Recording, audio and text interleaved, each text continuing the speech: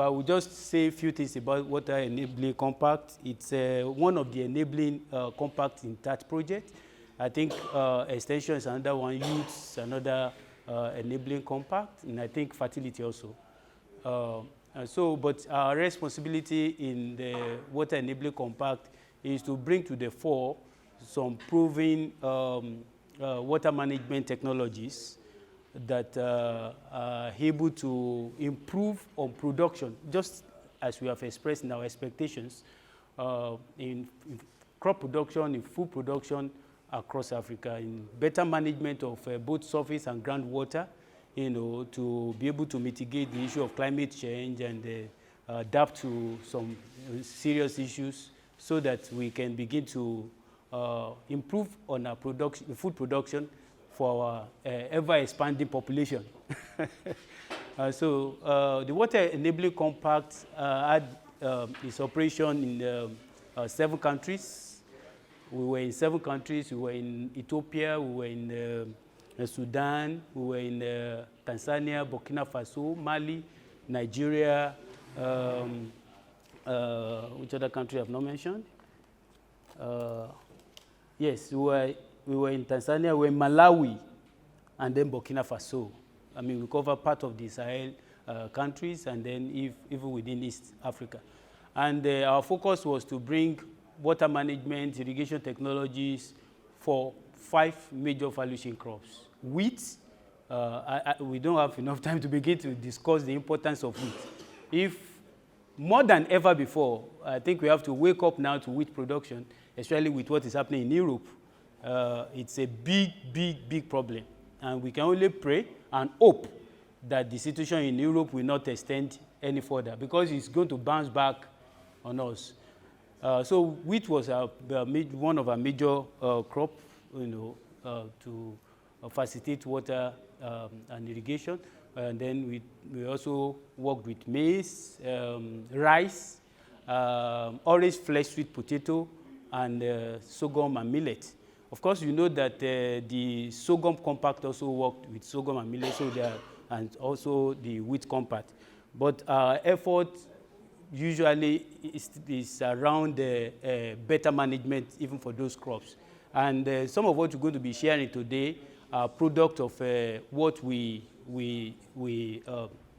shared in those efforts, what we demonstrated, because we had 3 key approach to our operation. The first one is demonstration of the technology. We had also training, and then we had also capacity, some form of empowerment, including capacity building and all of that. So I had the privilege, a very big privilege of being the technical person in charge of that project. And I worked with exceptionally wonderful people from across all those countries I mentioned. This morning I was speaking with my sister from Zaria. Professor Igbadu happened to be a coordinator, national coordinator in that project. She knows the person I'm talking about. And so we had from Burkina Faso one Dr. Aissata from Inera. We had, you know her? Probably you know her. We had Traore from IER in Mali. My brother is from Mali. Yeah, probably you know IER, okay. Traore was from Mali, Dr. Traore, fantastic soil water conservation expert.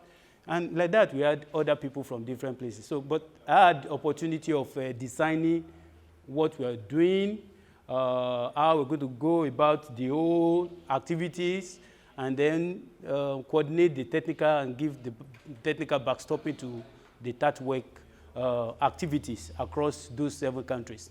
And so when MBA approached IMI for us to bring up technologies that we may extend or bring up, amongst us, especially within the Sahel MBA countries, it was quite tough for us to zero in on these 5. And this is where my challenge is. I hope, as I discuss these 5, today, tomorrow, maybe Wednesday, I hope it will meet sufficiently our expectation.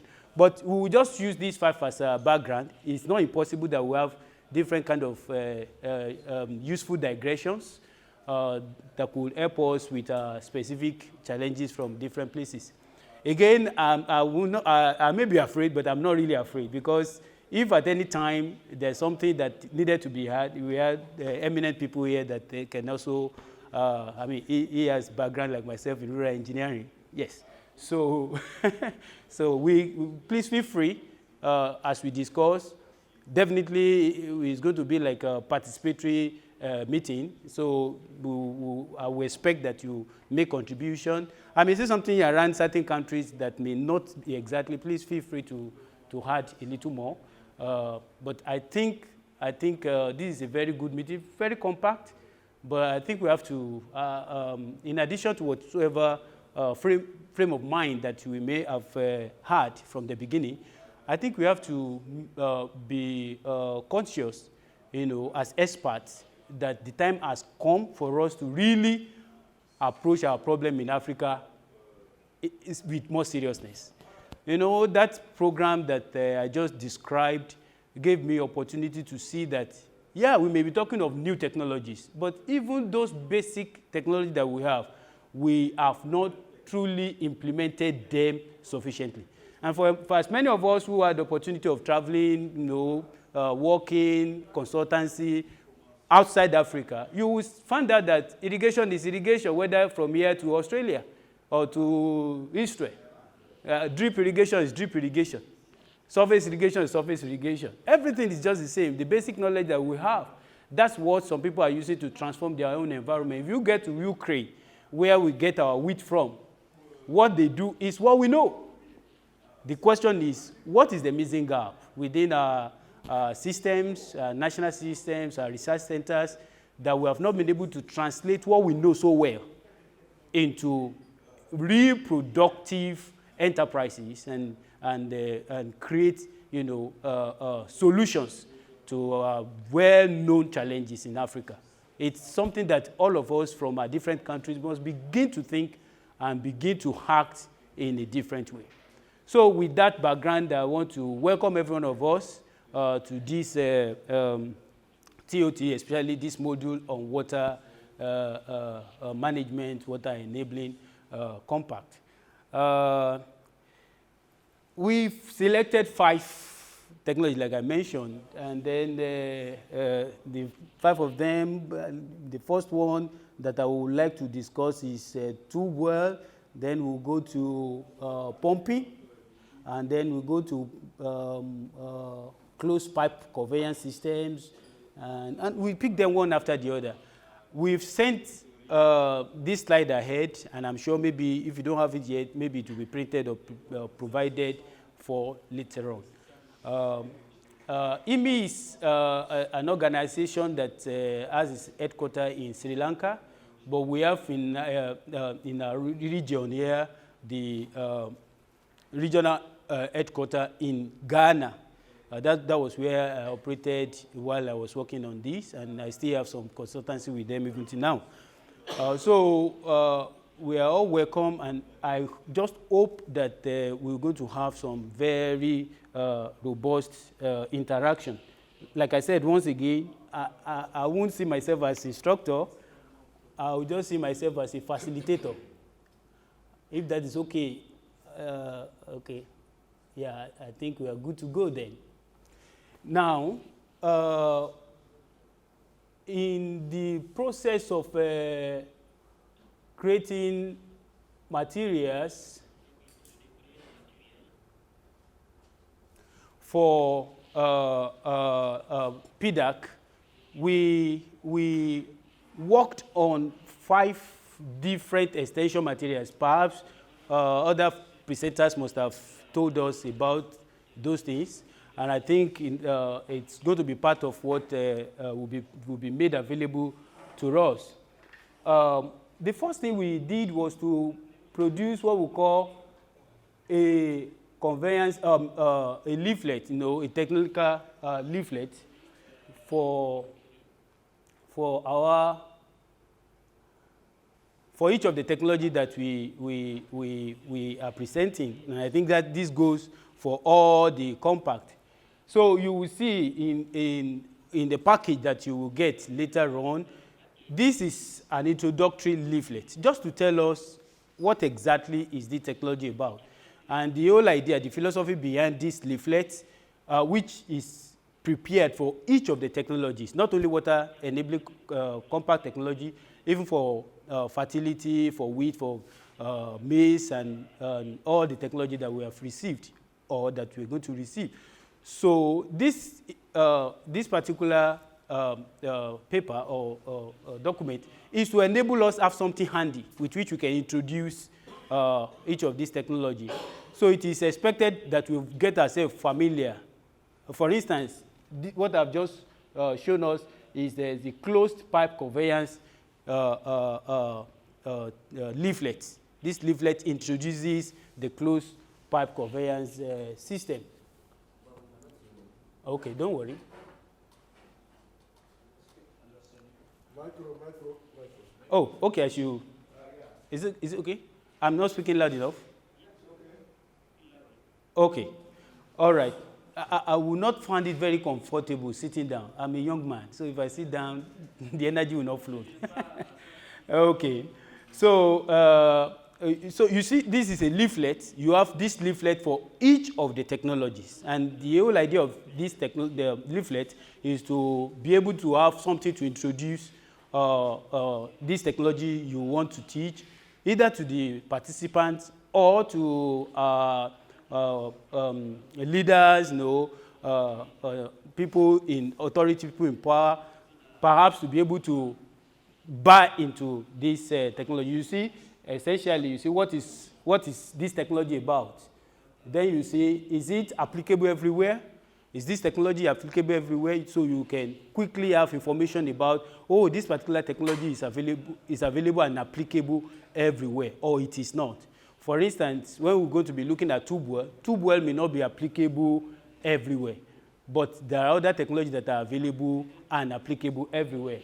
So what benefit does it hold? You see some bullet points to enable us, even though you may not have background in engineering or rural engineering or hydrology, like myself, but you can say a few things about this technology and say, okay, these are the benefits, A, B, C, D, about this technology. For instance, what benefit does closed pipe conveyance system hold?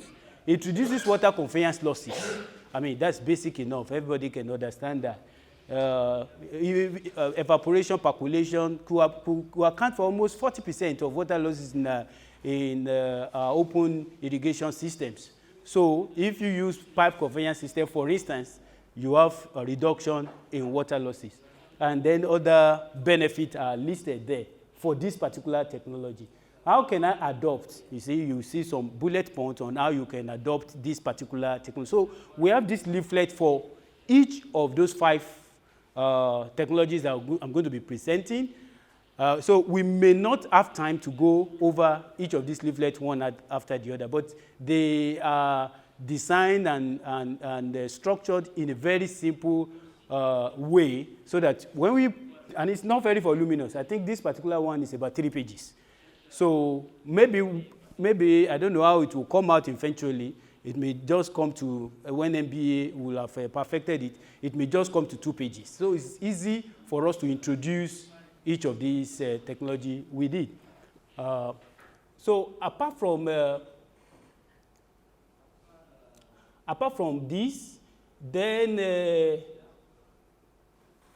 now this is very important for us as we prepare for the training in cascading the training down, because the whole idea of TOT is that we are experts, we are extension facilitators, we have capacity beyond the farmers and maybe lower level of extension systems. So we are able to understand and then regurgitate, as it were, bring this technology lower to the level that our farmers and our people can understand. So you have in that package for each of these technology, again, you have what we call overview of the curriculum. Overview of the curriculum. So if you pick tube well or you pick closed conveyance system, or any of these 5 technologies I'm going to be sharing with us today, what are the things that will go into the training at your level?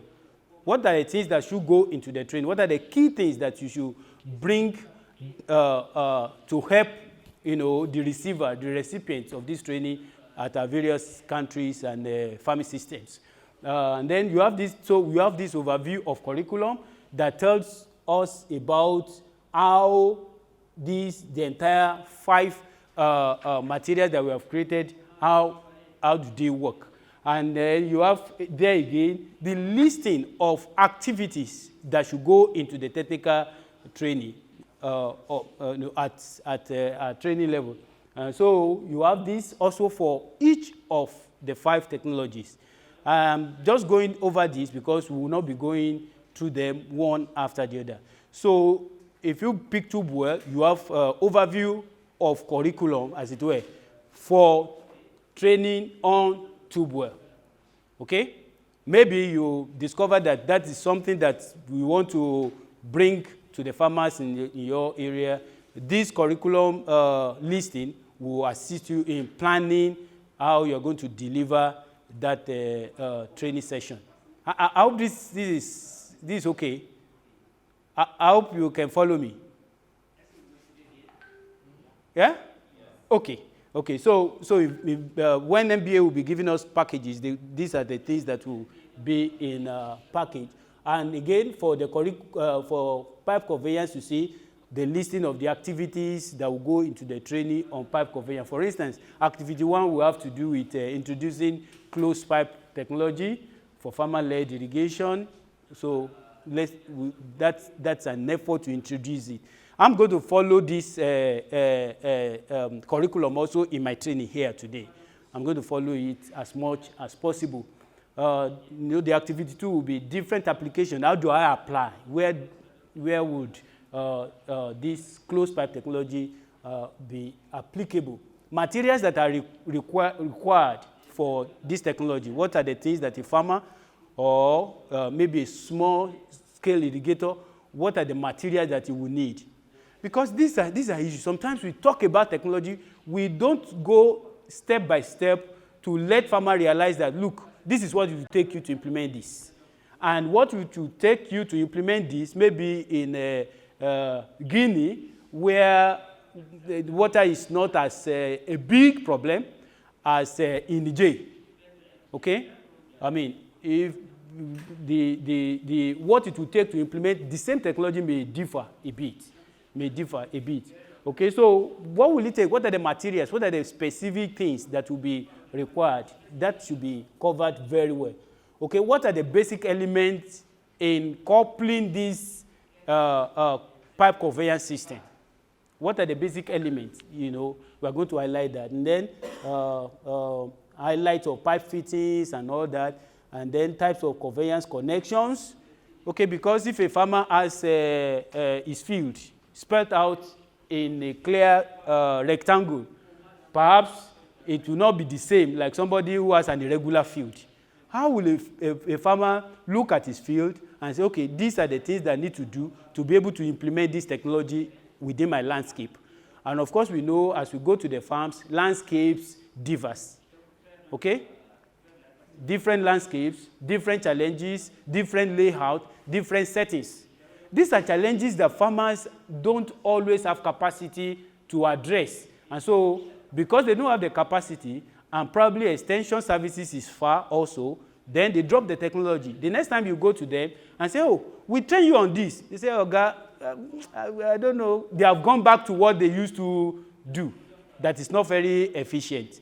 So we have to carefully, go step by step in helping farmers to address specific issues around whatever technology we are presenting, and not just think they will solve those challenges as they arise, by themselves. These are the things we did in TAAT work. For instance, when we were introducing tube well in Mali, in Sikasso, okay, we introduced tube well in Sikasso. I'm still going to be talking about that later on. We started by bringing the farmers together and discussing the problem, existing problem. Okay, in Sagaran Dugu, Bama Dugu, you know, those floodplain, extensive floodplain, where farmers are using dugouts. I'm sure you're familiar with that. It's just about 4 meters by 2 meters, a little deep, and then they will be scooping water out of the dugout. Dugout is not as deep as my height, okay? So they have very shallow tube well, but they cannot extract water beyond maybe some 3-4 meters. And so when we look at the whole thing, together we're able to realize that, oh, within this environment, perhaps tube well may solve the problem. We introduced it and it was quite successful. So it's quite successful. So we have to address the problem at the farmer's level. And I'm happy Oga mentioned that we are not just talking of high-standing technologies that are not affordable. So it should be technology within what the farmers could identify with. And then together we devise how we're going to train. And then when we do that, it's easier for them to identify with what you are telling them and then accept and adapt it to it. So, and the rest activities, you know, like that. So this is how you have the curriculum for each of the technologies. I am sure the other compact also prepare things like this, and it's important to, as part of our responsibilities, to be careful to go through these sets of materials. Each of these material has a philosophy, has a reason behind it. In addition to this curriculum document, you then have the technical extension guide itself. This is like the art. This is like the core of the training for each of these technology. It is here you have details of what will be learned. Okay, this is where you have details of what will be learned for each of the technologies, and it's important that we be careful to pay attention to this, whether for my compact or any other compact. This will be the core of what's going to be learning today as well. Okay, for closed pipe conveyance, you'll probably see some of the details there. Don't worry, this is what we are going to be dealing with in the next few minutes. Also, you have the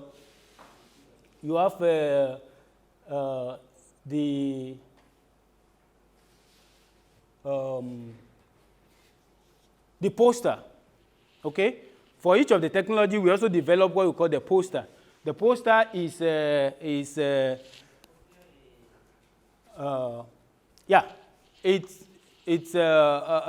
standalone kind of document that brings all the components of that technology into one clear document. I mean, usually we know what the poster is, extensions, we use posters a lot. We use posters a lot because farmers, we will not discuss with farmers at our own level. We discuss with farmers not necessarily because they are unintelligent, and gone are those days that we say farmers don't know, so sit down, we will tell you. No, you don't say farmers sit down, I will tell you. No. They may not know exactly how or what you are presenting, but they have their own native intelligence. They have their knowledge. They know what they want. And they can tell you what they want. Perhaps you can help them to achieve what they want. So the poster is more pictorial.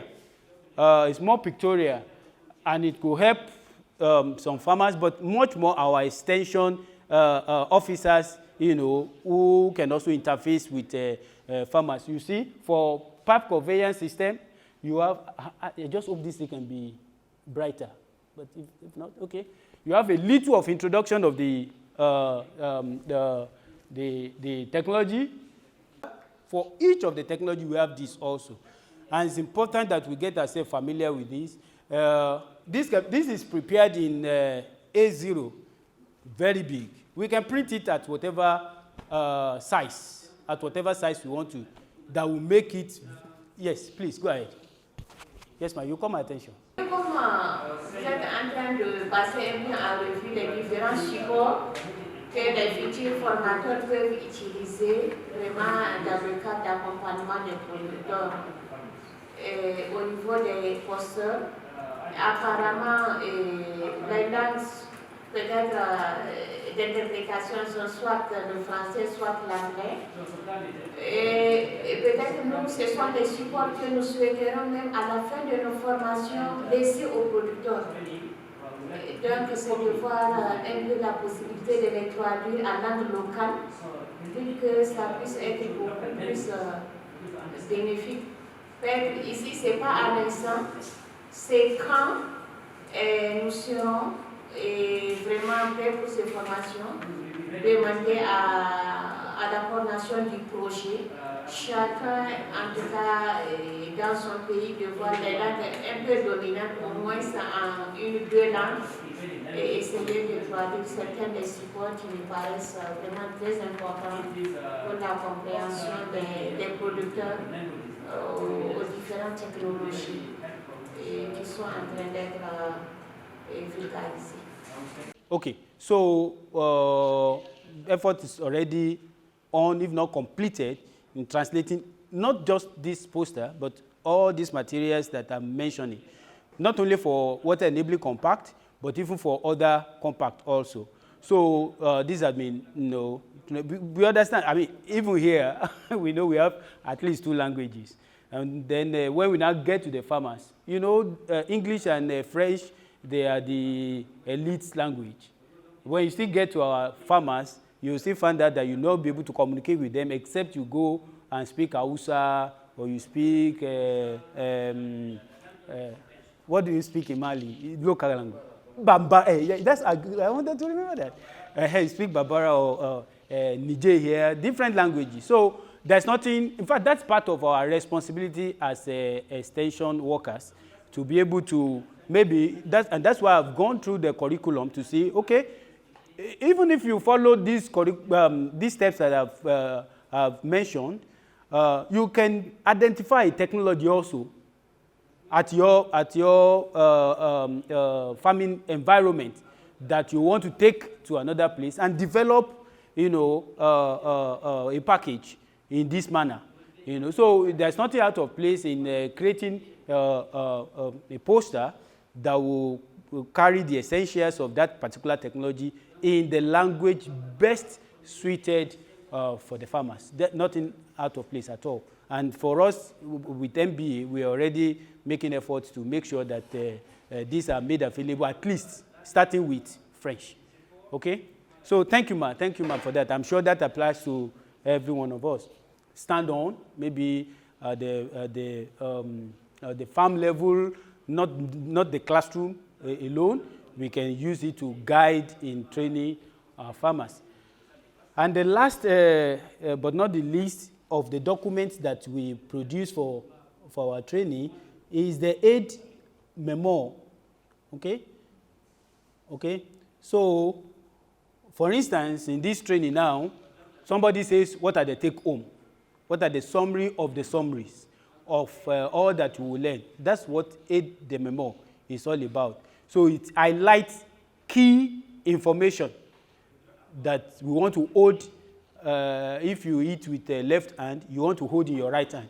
And if you eat with your right hand, you want to hold in your left hand. You just want to hold somewhere where you are not going to forget it. Okay? So that's the whole idea of aid the memo. And this is very important also, even when we train extension officers, middle level officers. It's not all of us that are very good at keeping notes, writing. Some will listen, but I think the Chinese says the dot, the smallest dot of ink is still better than the sharpest brain.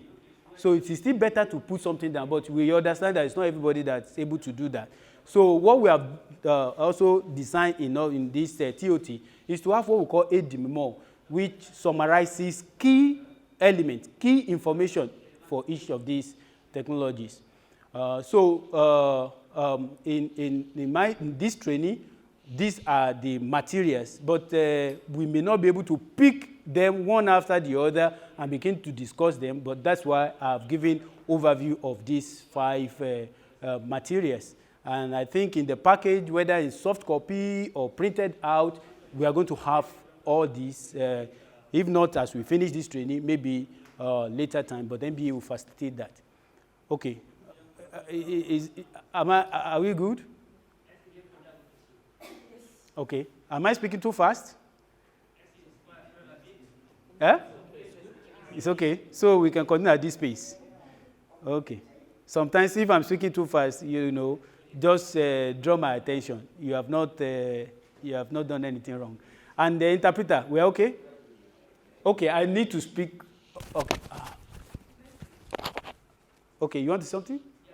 So if I'm delivering this now, I'll first of all quickly rush through the leaflets. Okay? Rush through the leaflets and say, you have the leaflet there. This is what this technology is all about. Okay?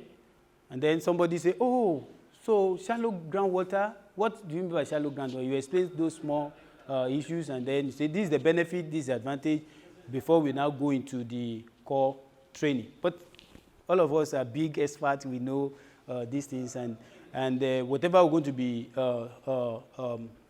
presenting now is just to bring to the fore.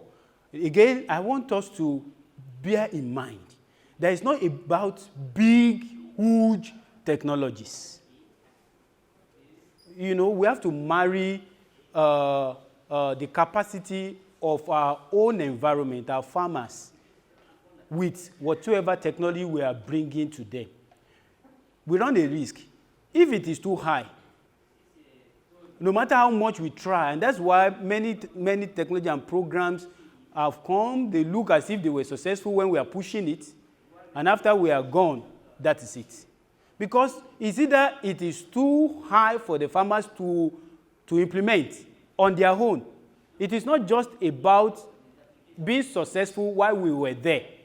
It's about being successful even after we had gone. Okay? So, now, we will be talking about groundwater, talking about shallow groundwater. When I came this morning, I saw green grass. I didn't see that yesterday night because I was too tired. But this morning, I saw the green grass. How many of us noticed the green grass? In Dosso, in this environment. Immediately when you saw this green grass, what comes to your heart? This is from the Fertility Compact. Microdosing, is it? Huh? Okay, but if you have this in your soil and there's no enough moisture, what's going to happen? Okay? So sometimes, yes, our soil may be marginal, our soils may not be the best, but if you have this technology or other fertility, whether organic or inorganic, okay, and then we have the benefit of water a little, it then means we are good to go, especially in Sahel where sunlight is not a problem. Fairly throughout the year, okay? So you see the importance of water. We can't overemphasize, and I think when we are doing our introduction, we all hammered on the issue of water. So, and we know that essentially we can be talking of surface water or groundwater, essentially, okay? It's either, especially when we're talking about irrigation, it's either we source our water from the surface water or from groundwater. The groundwater can be shallow, can be deep, okay? And groundwater is not just readily available everywhere, okay? It may be available, but what it will take to bring it up for agriculture may be a big challenge. Okay, supposing we rule out, for now, issue of surface water. We're going to be looking at it a little more when we'll be doing pumping. And then we say, okay, we rule out deep groundwater, 60 meter, 80 meter, 100 meter. That is possible. We can even bring water from 1 kilometer down the earth. But that may not be for our rural farmers. Okay? That may not be for our rural farmers. The capacity to do that may be beyond them. Are we together? Okay, so we are trying to screen, and that's what you should do. Anytime we're introducing irrigation, irrigation is not a stand-alone thing. there are a number of factors that will make it successful. We must have that in mind. Many times, I sit in my office and you see farmers, retirees, they've just collected their entitlement in Nigeria, and they are looking for irrigation expert. Oh, Oga, I want to do irrigation. I have some money. I say, okay, where's your farm? Because we start by asking specific questions about what is available. Resources assessment. Okay? Especially as extension officers. We sit in our offices, in ministries, in special programs, projects, and the like. And the farmers come to us and they say, okay, I want to do ABC. We must be apt in doing good resources assessment. Physiography. Where is your farm? Is it within a floodplain? Okay? Is it within a floodplain? Is it where there is no surface water, there's no river, there's nothing like that?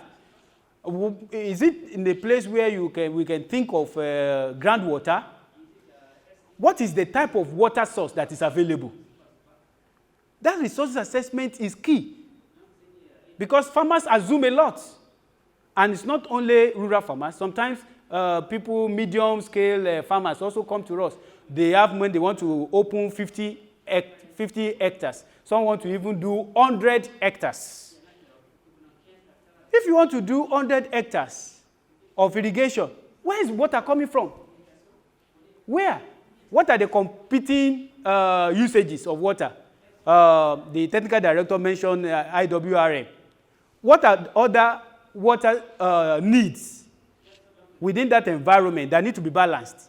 It is our responsibility because if you encourage a farmer to start a certain type of irrigation and then along the line it does not have enough water to take care of, it's going to be double jeopardy. It's going to be a big problem. So people face that, our farmers do face that because we have not done the resources assessment sufficiently. So what we are saying is that when we want to, even if it's a project, IFAD project, World Bank project, any of these projects, NGOs, sometimes they don't know the environment. That's why they will come and say, oh, we are partnering with your research institute. Okay? We are partnering with your university. Okay? You are the local expert. You will guide us. In fact, they will make you the national coordinator or something. Okay? So if our project around irrigation will be successful, it starts with resources assessment. We have to analyze the resource very well. So again, we say, okay, either we are taking our water from surface, water sources, rivers, streams, dams, even dams that we have canals, maybe special schemes, or outside of the schemes. These are surface water. Okay, and then we can talk of groundwater also, like I mentioned, shallow groundwater or deep groundwater. So we cannot just carry what is obtainable in farmer A, in my brother's farm, to our brother's farm, because the physiography may not be exactly the same. Now, but supposing we have harnessed what is available and say, okay, there is shallow groundwater in a place. How do we harness it? How do we harness it? Already, we know our farmers use dugout and open wells. They use dugouts and open wells. I saw a lot of dugouts in Burkina Faso, in Mali, in Ghana, even in Nigeria. But over time, there are a lot of migration because of improved technology. Okay, so this training on tube well, we have this activity. We introduce the tube well itself. How do farmers identify where this tube well is available or where it is applicable? Because it is not going to be applicable just everywhere. So how do we identify? And we are not hydrologists like myself or like Oga, like engineer here.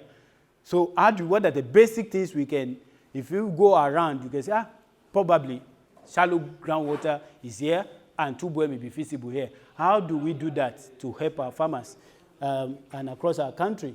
What are the equipment needed to dig tube well? How do we prepare to do it? How do we do the digging itself, installing the tube well, pumping from tube well, maintenance, and now you see this in the curriculum. You now see how these things begin to work together. This is already spelled out in the curriculum. Okay? So activity 1, if we are conducting training on tube well, activity 1, we want to familiarize with ourselves. You know how we started this morning. We want to know the background. Maybe you are doing it at the village level. Maybe this training is conducted at the village level. After you have done your background work, and you know that tube well will benefit people in Sikasso, like we did. It will benefit some people from Sikasso, from Sagarandugu, or in Burkina Faso in the Bama Plain. Is there anybody from Burkina Faso here? Great. You know Bama Plain. Good. Very extensive rice producing environment. I was amazed when I saw the Bama scheme.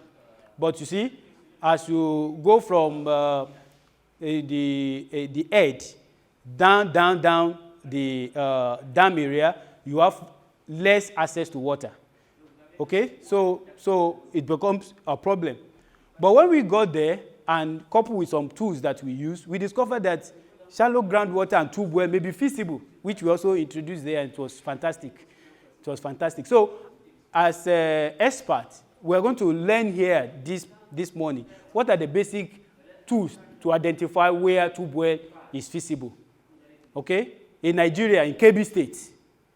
Okay? In Akamawa, in Kano State. Okay? Extensive, these are floodplain of Niger. And I'm sure even here now, there'll be, yes. In Benin, yeah, exactly, in Benin. In Fota region in Ghana. Okay? So you see, but when you get to many of these places, you still see dugouts. You still see dugouts, but in some places now, especially in Benin, there are a lot of pumping, gradual pumping going on. Okay? So group discussion. We start with group discussion. Familiarize yourself with the people, whether they are extension colleagues, whether they are farmers, at whatever level you are cascading this training down. Let people give their background. If you have enough time now, I would have loved to know what type of water sources are preeminent, maybe in the area where you work. Okay?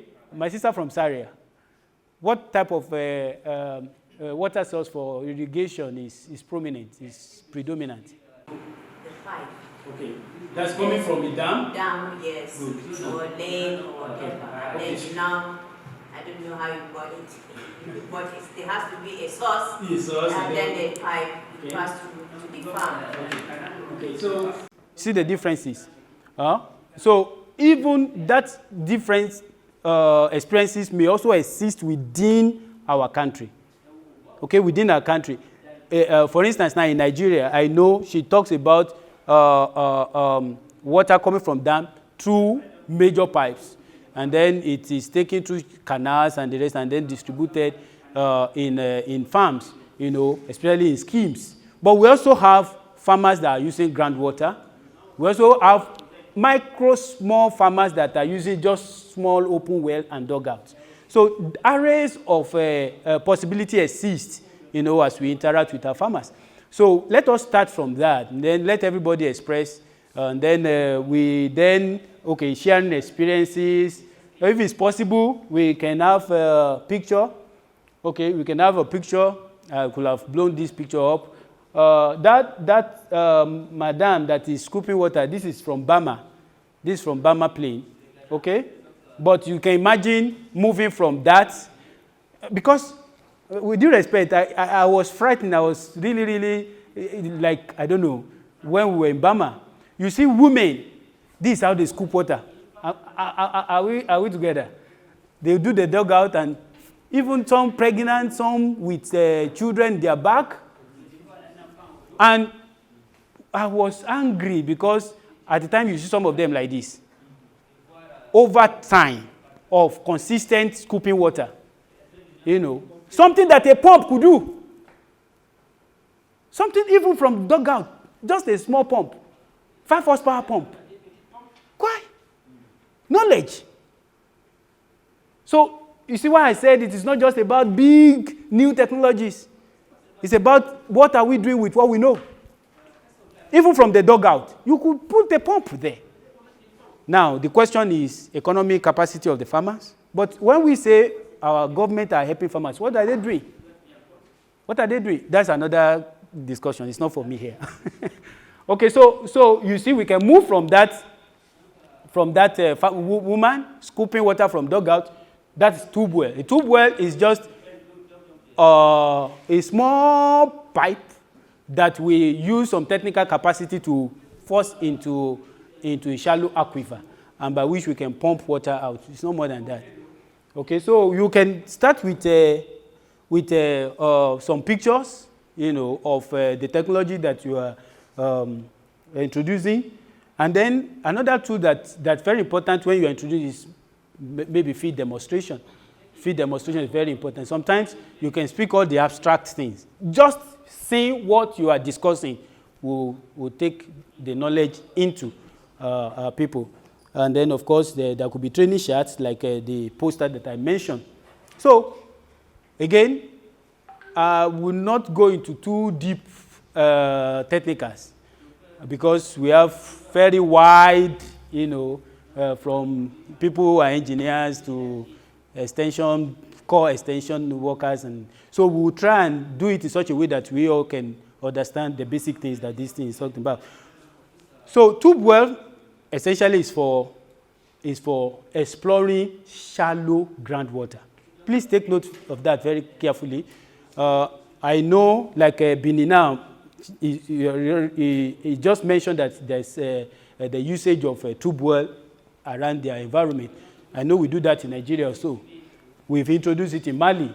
Our colleague in IER and INERA and Burkina Faso, they are also trying to promote it further. And so it's about shallow groundwater. Shallow groundwater. The depth for hydrology is maybe less than 10 meters deep. Okay? Once you are able to have good aquifer yield within maximum, it could go up to 20 meters. But let's just say 10 meters, but it could go up to 20 meters. Within that range, if you are sure of having good water, then tube well may be feasible. Yes, sir? Hello, sir? Okay, I thought he's talking to me. Okay, so tube well is not feasible everywhere. It's not feasible everywhere, but where it's feasible, we are going to identify. We're going to talk about what it takes. So we can, at this point, we can have some quick discussion about shallow groundwater. If I ask, from which country? Cameroon. Oh, Cameroon also have some little tube wells.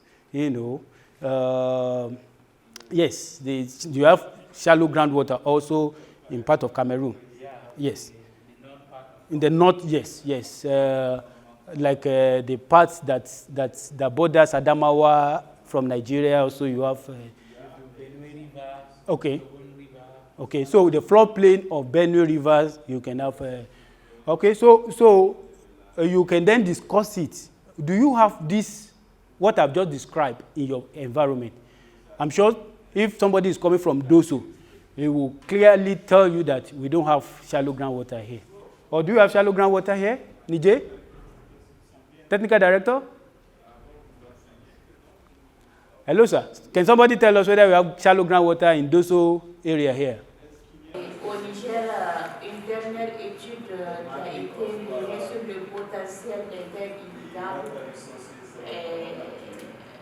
a fait une stratigraphie en fait de la nappe. Et nous avons vraiment de très grandes potentialités en eau et à des profondeurs même de moins de 30, de moins de 20-30 mètres. Puisque quand on avait regardé les chiffres, en tout cas issus de cette étude, près de 50% de nos terres, la nappe est à moins de 30 mètres de profondeur. Puisque nous, on a fait des statistiques de 0 à 15 mètres de profondeur, on a fait de 15 à 30 mètres de profondeur, on a fait de 30 maintenant à 50 mètres. Pour dire que vraiment, nous, surtout, Dosso, comme il a dit, c'est la région des Dallol, comment dirais-je, Maori, le Dallol Foga, de l'autre côté, on a aussi les Gobi, tout ça là, ce sont des zones où vraiment on a des potentialités hydriques facilement mobilisables. La preuve en est que pour les cultures irriguées, c'est juste des petits forages de moins de 15 mètres de fois suffisent pour capter l'eau et puis vraiment la mettre de façon facilement à la disposition des producteurs. Okay, that's a very important information. That's a very important information in considering tube well.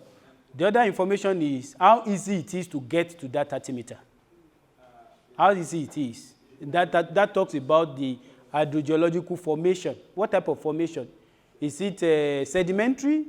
Is it basement? You know, those kind of information are very, very important. We are still going to get to that.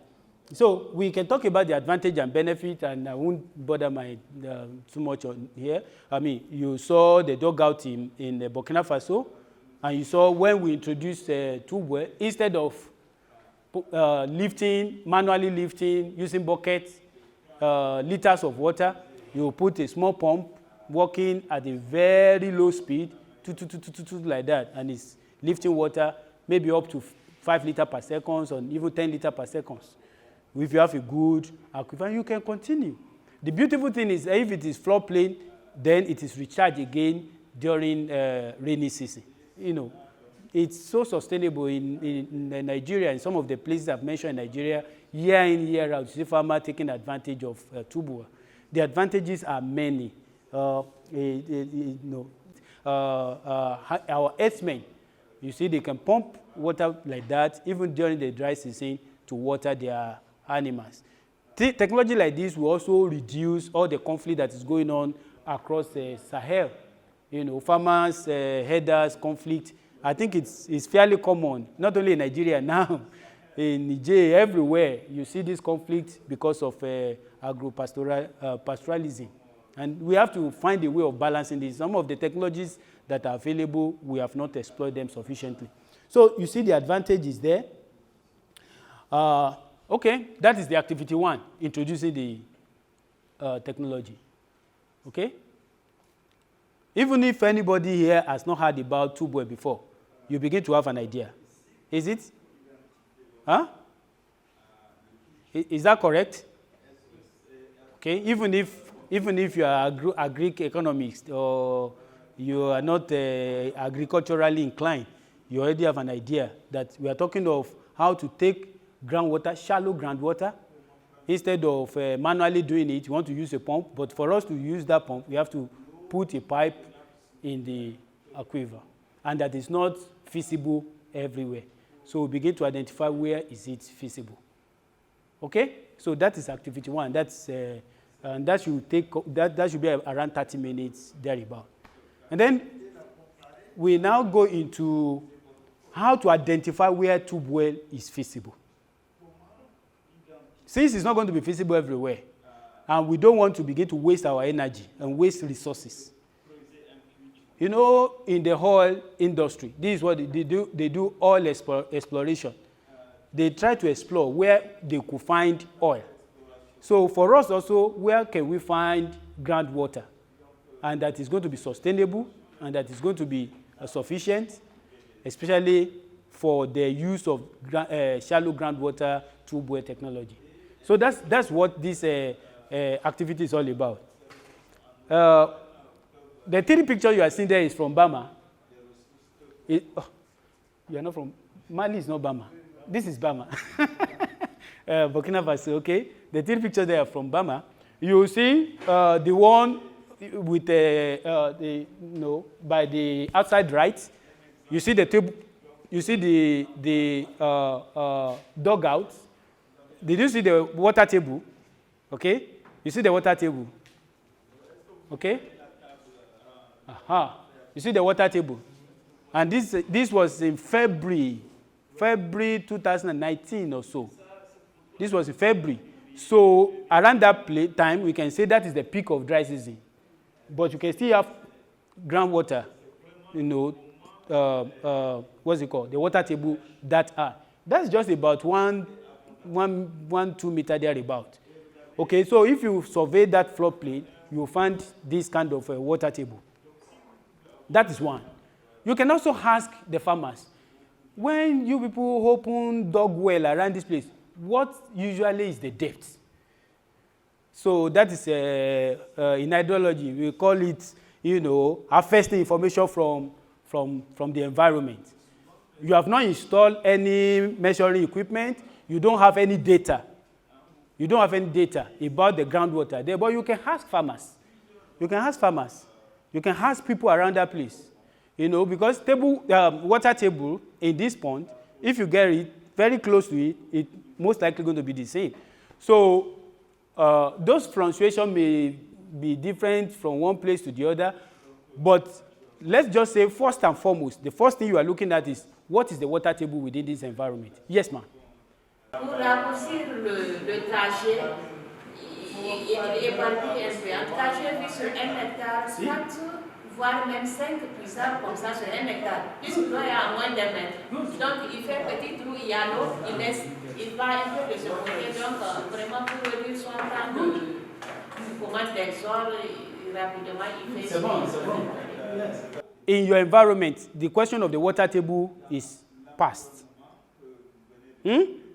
In Benin, in that environment, may not be everywhere in Benin. Maybe if you go to Cocoa Basin in Benin, it may be, water table may be so deep. Okay, but if you come to along Atlantic, the water table may be so high. Okay, if you go to KB, the water table may be fairly, at the floodplain of Niger, or at the floodplain of Benue River in Cameroon. You see? So the first question we are asking is, what is the water table? What you have just described, madam, is similar to what happened in Bama also. You see, farmers dig different dugouts, and they are bringing water out. Okay? And they're bringing water. So if this one dries, they go to the other one, and they are doing it manually. So the question of water table, I have to change this to make it. Okay, the second question is, where you have this shallow water table, is it a floodplain? Is it a floodplain? A floodplain is a river ecosystem where the environment is inundated. It's filled with water, you know, during the wet season, and then during the dry season, it goes off again. And the water table usually is very, very shallow. Okay, so is it a floodplain? Is it a floodplain? If that place is a floodplain, then the second consideration is also positive. Are we together? There are 4 points to score. The first is water table. The second is whether it is within floodplain. We are also using water table within floodplain because of recharge. Because every year or every moment around floodplains, there's recharge. You can be sure of recharging. So we are not running out of recharge. But even at that, can we be a bit more certain, like you said now, whether the water is sufficient, whether it could be sufficient? Okay?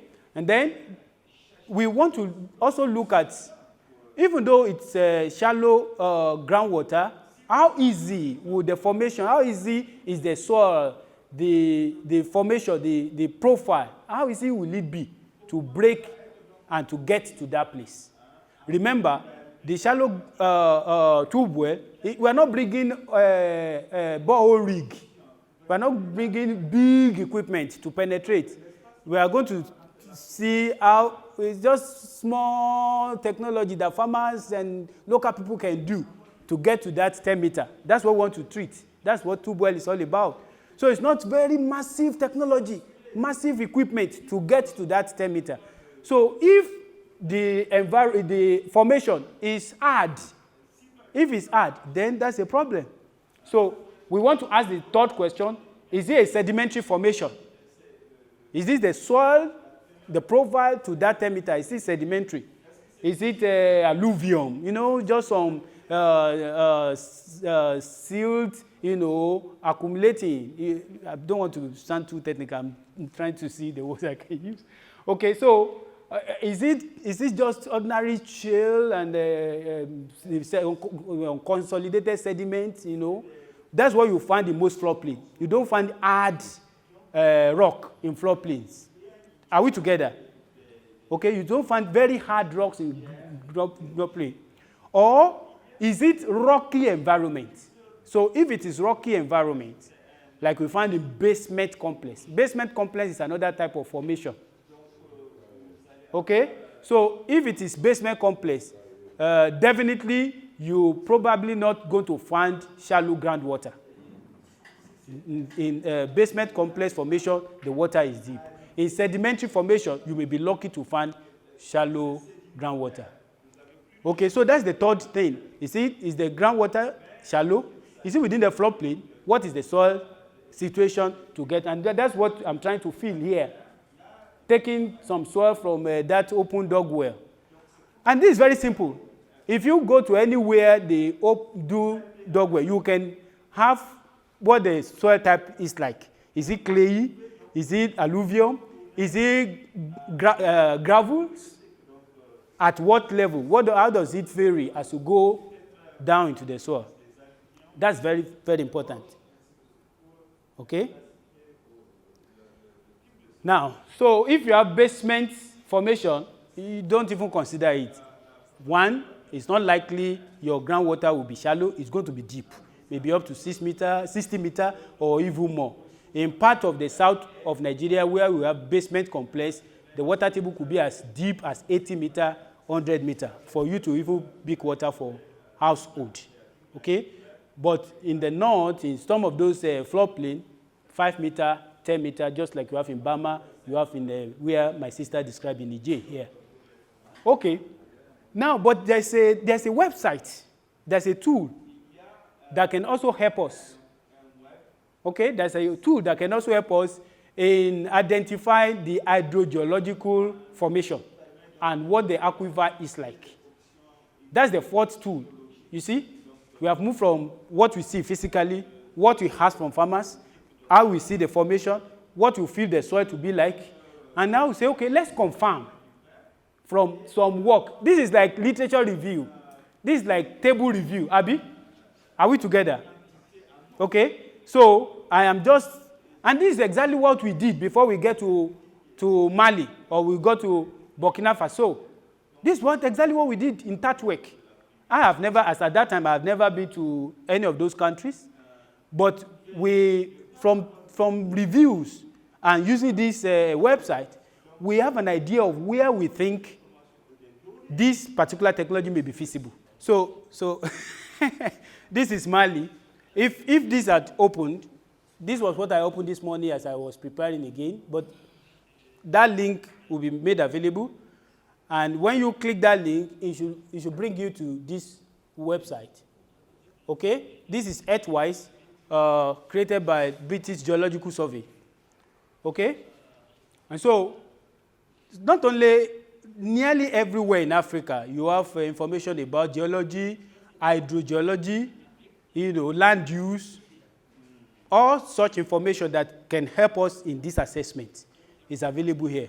All you needed to do is just come to search, okay, and put your country. Just put your country. So this is how I got to Mali. I could have put Nigeria. It's my country, or Cameroon, or Burkina Faso, or Niger, or any of 9 NBA countries, or any countries in Africa for that matter. We use this material extensively, while we're trying to do that survey. Okay? That takes it to about 4 points now. What we saw in the field, or what farmers can assess in terms of the water table, what we know physically about whether it is floodplain, what type of formation from literature or even from a website like this, and then we specifically now go to hydrogeology of that country. Hydrogeology of that country using this website. Okay? So if we say hydrogeology of Mali, we will get to this.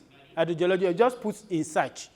Hydrogeology of Mali, of Nigeria, of Cameroon, or Niger, Burkina Faso, Guinea, Conakry.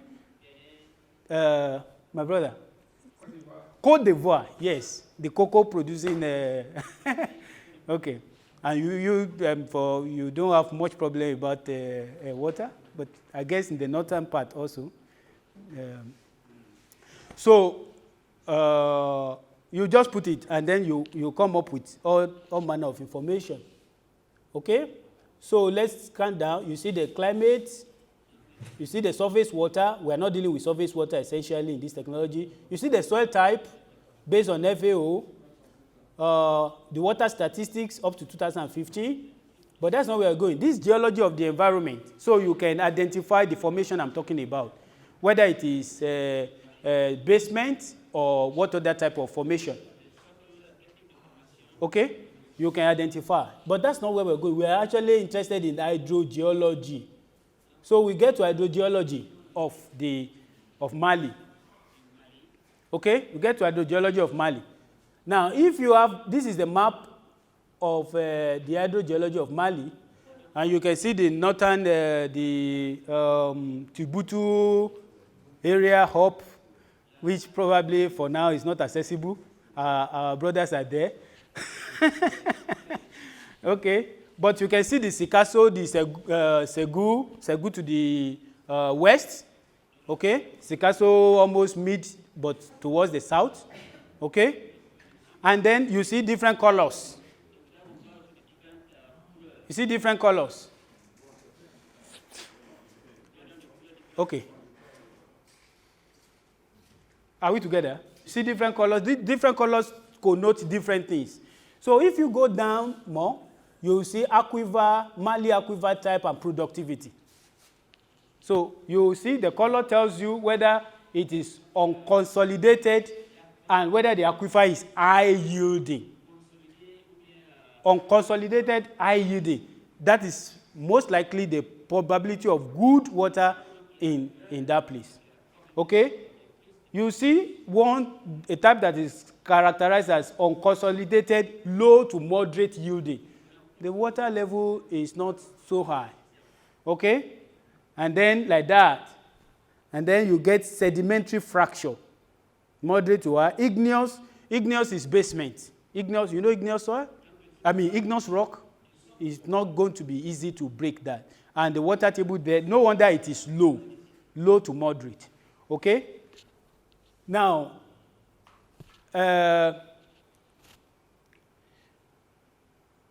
okay. Let's say the Sikasso area.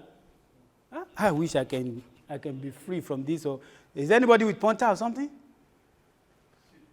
Okay. Sikasso area is around that purple color. Huh? Down. Can you help us touch Sikasso area there?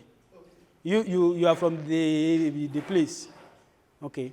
And then we will then go back to that table and read what the aquifer yield, potential aquifer yield is going to look like. This is hydrology now. And hydrogeology. Okay. Great. Yes. Yes, at the boundary to Burkina. Good. Now, can we then look at, can you see that around that place we have basement, very low to moderate. So the possibility of encountering difficulty is there. The possibility of encountering difficulty is there. But if you go up a little, the next color to that, what area is that? The color up? Yes. Okay, Kolikoro. Yes. So, yes.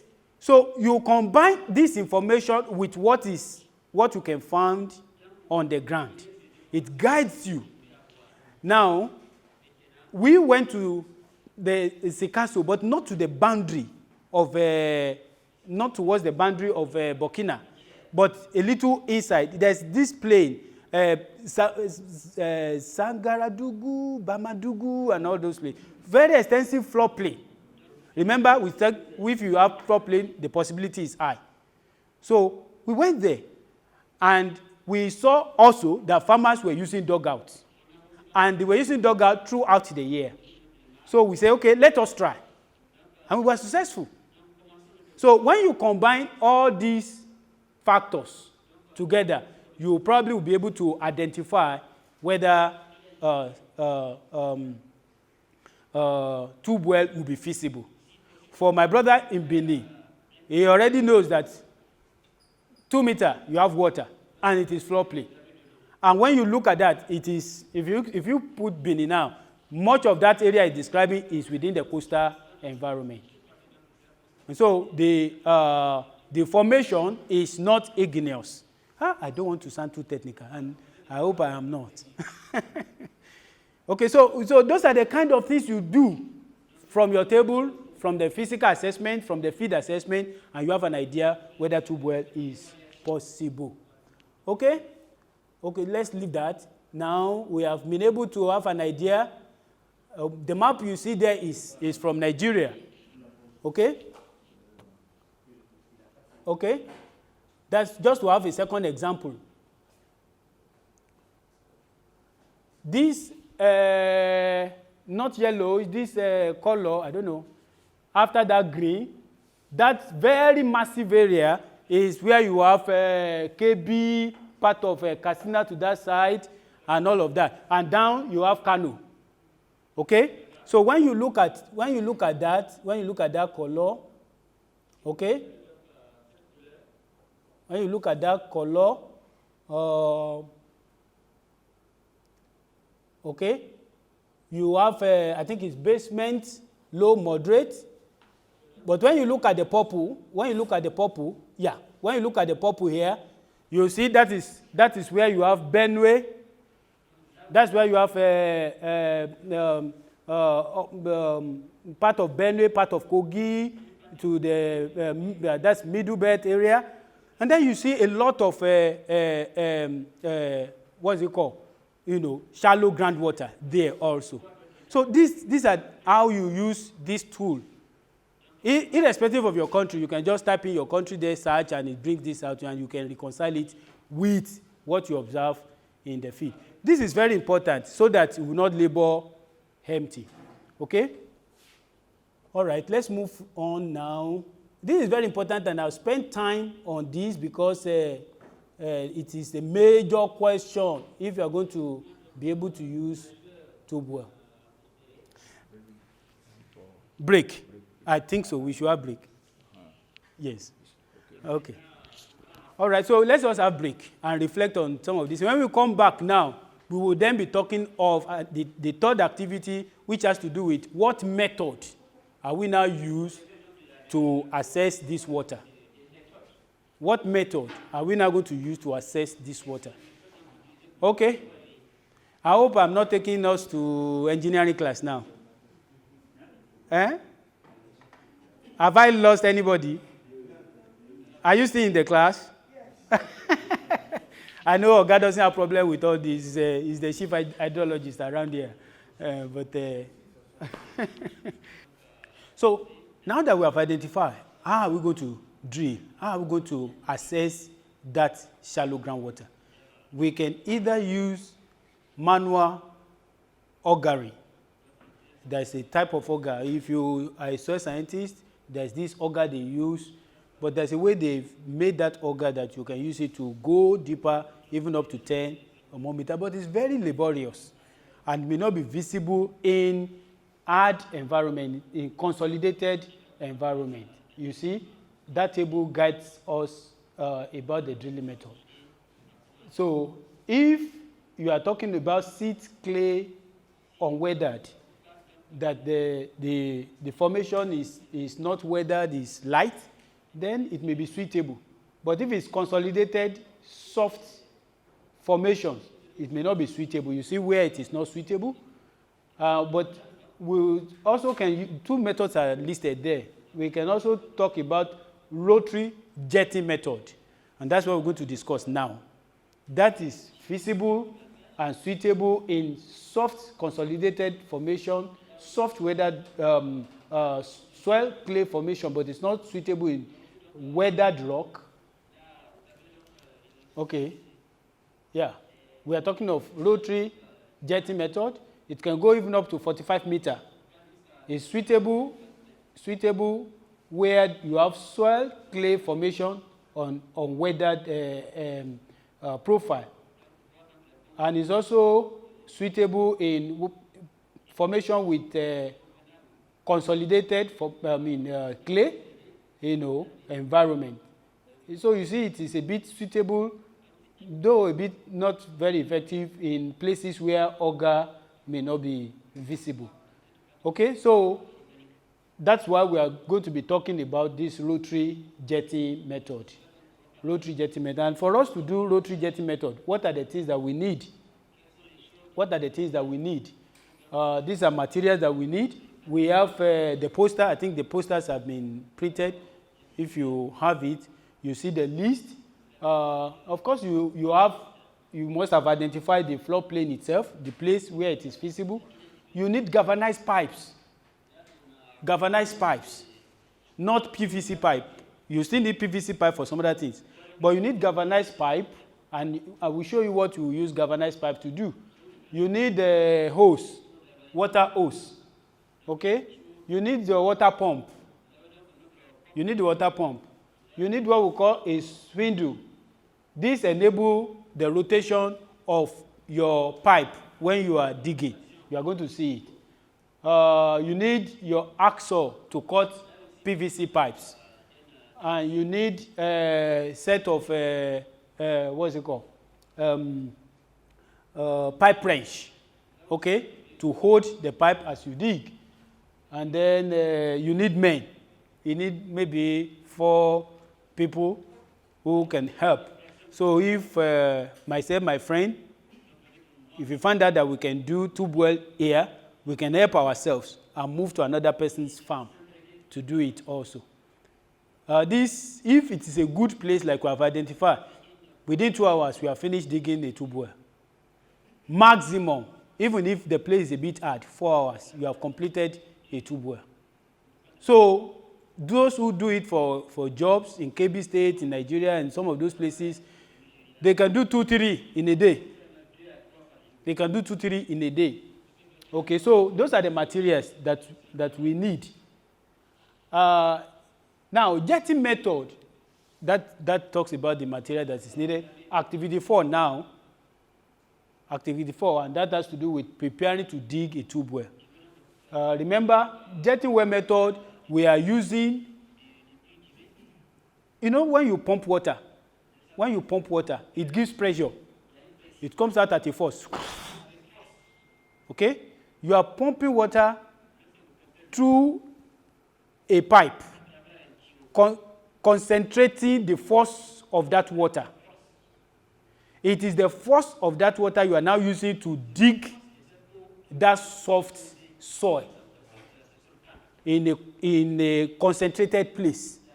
So before you know it, it will be digging it. I mean, how many of us are in our farm, you are pumping water, you see how it eats up the soil, like that. So you are concentrating that force to dig the hole. And as you are doing it, the water comes out, it flows into a place, you recycle it. And you continue to dig down. There's a YouTube video I'm going to show us very soon. So the water circulation is what you use in digging the tube well. That's why you need the pump. And the pump creates the pressure flow. It creates the pressure. The pressure that is not our energy. It is the pressure that you use to dig the tube well. Okay? The advantage is that this particular type of method is quick, unlike the manual. The manual, you have to begin to, like you are doing soil auger. You have to continue, and it is a lot of stress. But when you use the water pressure from a pump in an unconsolidated formation, in formation where the soil is not hard, it will dig it for you. Okay? So, well, the little disadvantage is that you need water. That is why if it's a place where you don't have surface water to pump, you probably will get a drum of water to start with. You can bring the drum of water or a tanker of water to start with. And it's not anything, because once you're able to do that, you'll be able to take water in that place. When we did it in both Burkina Faso and Mali, we took water from already existing dugouts. Dugout there are already water there. So we pump water from the dugout to dig the tube well. Because we know that what we want to do is to replace dugout with tube well for them. So we just took water from the dugout and pump to do tube well. So remember, we are not talking of basement complex formation. We're not talking of places where you have hard rock. It won't be possible. We are talking of floor plains where the water table is not high, where the soil formation is soft, unconsolidated environment. Okay. Okay, there are 5 steps in all. Now, we want to quickly tidy up what we've been saying. The number 1 step is that exploration we have done before, identifying the place itself. That is number 1, and I think we have explained that enough. Okay, that's number 1. If you are successful in that number 1, you can proceed to step 2, assessing the floor plane. We also show the website which can help you with right information. Okay, we evaluate the water table. We use the dugout, open wells around to see what is the water table like and what is the soil profile like. If it is sandy gravel, you have to be very careful. We can ask local people what the water table is and how do they feel about the groundwater in that place. And then we then decide it is feasible. After we have decided it's feasible, then the second thing is the water source with which we are going to pump. If dugout is available, we pump from there. If it's not available, we may go to the field where we want to dig our tube well with water in our tanker or in some drums. Okay? Now, the next thing is to construct what we call mud pit. This is mud pit. Okay? This is the place we have identified. You see our farmer? This is already the floor plane where we know we can get shallow groundwater. Okay? So we will make a small mud pit, which is just about 1 meter by 1 meter. 1 meter by 1 meter. And we'll dig it to be able to take water. Okay? Are we together? Okay, so this is a mud pit. Okay? Now, we will get water either from our drum that we use to take water to the field, or from dugout, or from a river nearby. That water is what we want to use to do our digging. So we pump that water in. Okay, we bring that water close. So as the water comes into that point, this is the point where we want to borehole to our tube well to stay. As the water comes in, it begins to soften the ground. Okay? Are we together? So you now activate your pump, and the pump begins to pump water through the hose. You see the hose? And brings water into your pipe. You know, as it's coming to the pipe, what happened? It's come at a pressure. That's the pressure that this guy will be using to dig the place. Okay? That's what he uses to dig the place. I will give you a video of what we are talking about. We should have demonstrated this on the field. Okay, but we don't have all the facilities. Okay? So, as he's doing that, what happened? The water that is coming in go back to the mud pit and he repumped it. So, as the water is coming through this pipe under pressure, what is happening? It will be hitting it will be chopping up the soil. And that's how you begin to go into the soil profile. It's not very difficult. It looks so, but it's not very difficult. Okay. So, but you must have prepared, the third step, you must have prepared this PVC pipe that you are going to put into the hole that you are creating. And you make slots. You make slots around it up to like 1 meter to keep debts away in your pit. Okay? It's very explicit in our material. Okay. Okay. Now let's see if we can. I hope this will open. I hope it will open. If it opens, I will be so happy if it opens. Ah, great.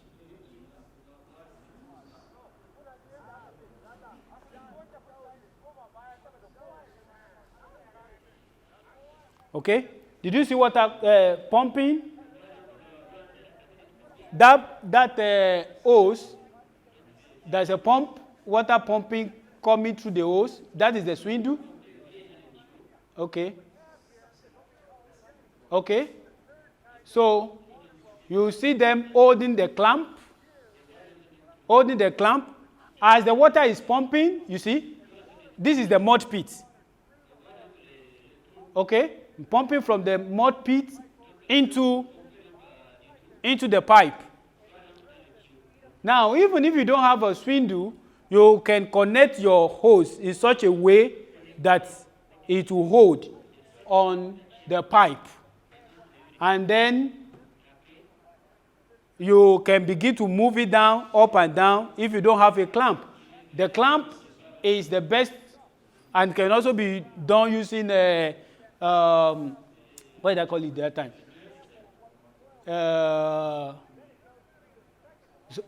So you see, the pump is where the energy is coming from. The pump is where the energy. Now you see, now they don't have a dugout. They have brought water from for this purpose. Okay. So, but if you have a dugout around that place, you don't have to bring drum of water, because it is the power of the water that you use in digging this. What I'm just doing is to rotate so that that pit can be well dug. Okay? So this is the digging process. It is the digging process. I hope we had enough time. I will have shown you the pictures even from those places where we did the same thing. We engaged the local farmers from the environment. There's nothing technical there. Nothing so technical. This is a galvanized pipe. Normal galvanized pipe. Okay? At the edge of the galvanized pipe, you can create a cutter. You can create some serrated mouth. You can use ordinary pipe end. The most important thing is the pressure that is digging the environment. That is why for this technology, for this level of, you see this is the mud pit. So as the water is coming back, they are pumping again from that so that you limit the quantity of new water you use. Okay? So if it is, that is why if that place is hard, if it is hard, this technology may not work. It has to be soft, unconsolidated environment, sedimentary, alluvium environment. And once you have that kind of a thing, you are good to go. Okay? So this is Jetty method. It is just faster than ordinary auger method. You can also do it with auger method. We are not discussing auger method now. We don't have all the time. But auger method comes with a lot of stress.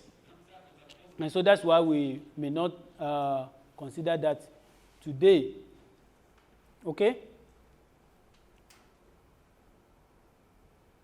I know it looked like a, this is a serious matter. I wish you could demonstrate it. It is not so difficult. You need a pipe, the galvanized pipe. Why are we using galvanized pipe? Because it's strong. You need galvanized pipe. You need clamp, to hold it. Even if you don't have a clamp, once you have good water pressure, 4 or 5 people can hold the pipe and be lifting it and bringing it down. Once you are doing that, you are creating a hole. The hole is bored by the pressure of the water. And you keep going down, you keep going down, you keep going down, you keep going down, you keep going down, until the whole of that pipe, yeah. Okay?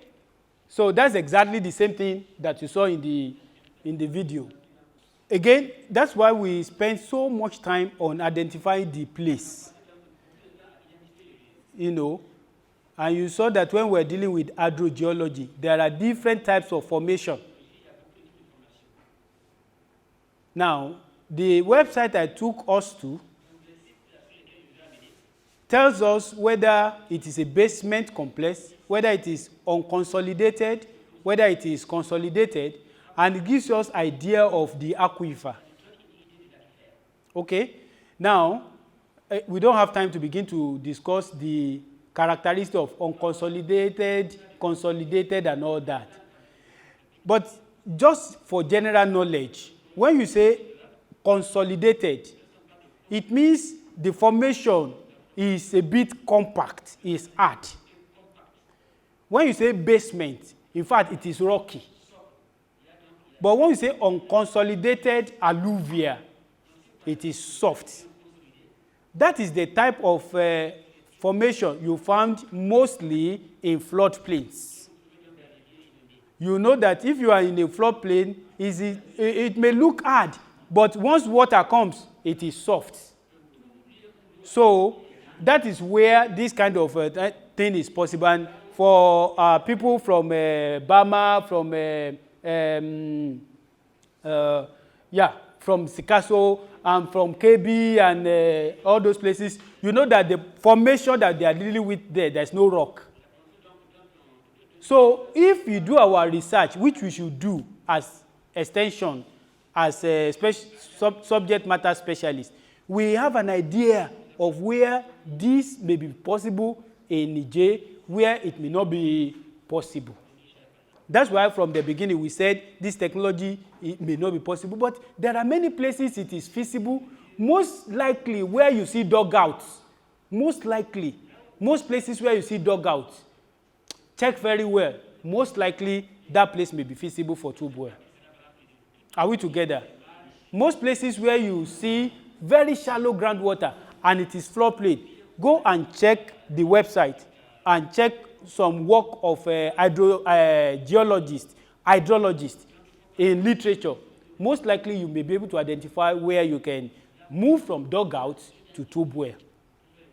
Okay, so that's very important before we start this. But once we identify that that is a soft, unconsolidated alluvium floodplain environment, this thing they are doing within 2 hours, the long pipe, see, it has gone down. It has gone down. You keep pushing it until, you see? Did you see? But it is not the energy that is pushing it. It is the pressure from the pump. Okay? That pressure continued to recirculate water and force that pressure through the pipe. So you continue to raise, lower, or rotate. If you have clamp, you rotate.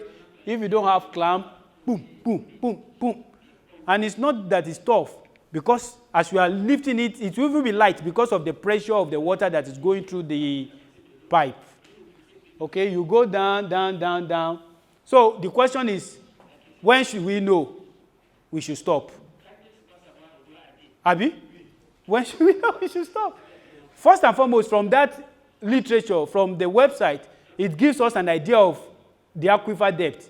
That by so in this area, the aquifer depth is 10 meters, is 20 meters, is 60 meters.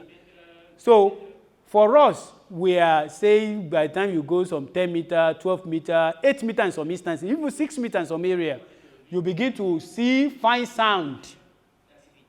You begin to see some fine sound. You begin to see that the volume of water that is coming is increasing than what you are pumping. Okay? So it gives you an idea that, and then the water sometimes become cleaner. The water sometimes become cleaner.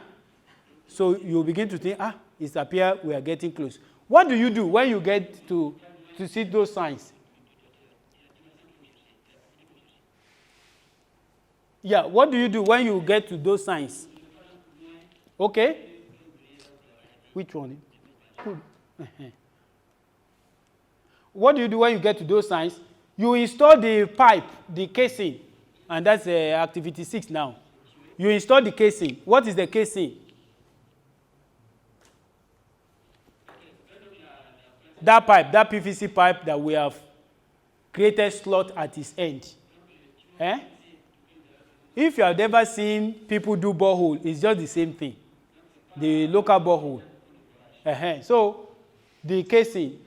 So, you install the casing. You put it in the hole that you have created. You put it in the hole that you have created. And then, disconnect your pump and now try to pump through that hole. That same pump you are using to pump water from far distance, disconnect it, bring it to this new water pump, put your hose on it, and try to pump from it. If you don't have enough water, now probably you need to dig further. So you remove the hose and try to dig further. If you have identified that place very well, you should get water. But since we are not God, sometimes it may fail. As in, your identification has not been successful.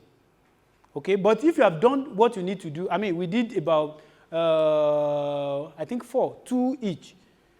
And I've done so many in Nigeria before. So if you have identified your place very well, there is no problem. The things you should be able to pump water out. Okay? So, now, let's assume you have been successful. This is how you begin to get water. Okay?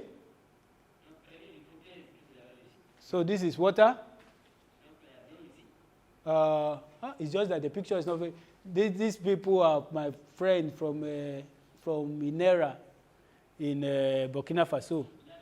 And you know, it was very exciting because what they knew there was dugout. Was just dugout. But dugout from shallow groundwater table. Now you put this and then you put a small pump. The pump is not even working at a very... Which light is this one now? The pump is not working at a very high capacity. It's not, it's just low pumping. And you see water coming because you are pumping from shallow aquifer. That's how water will be coming.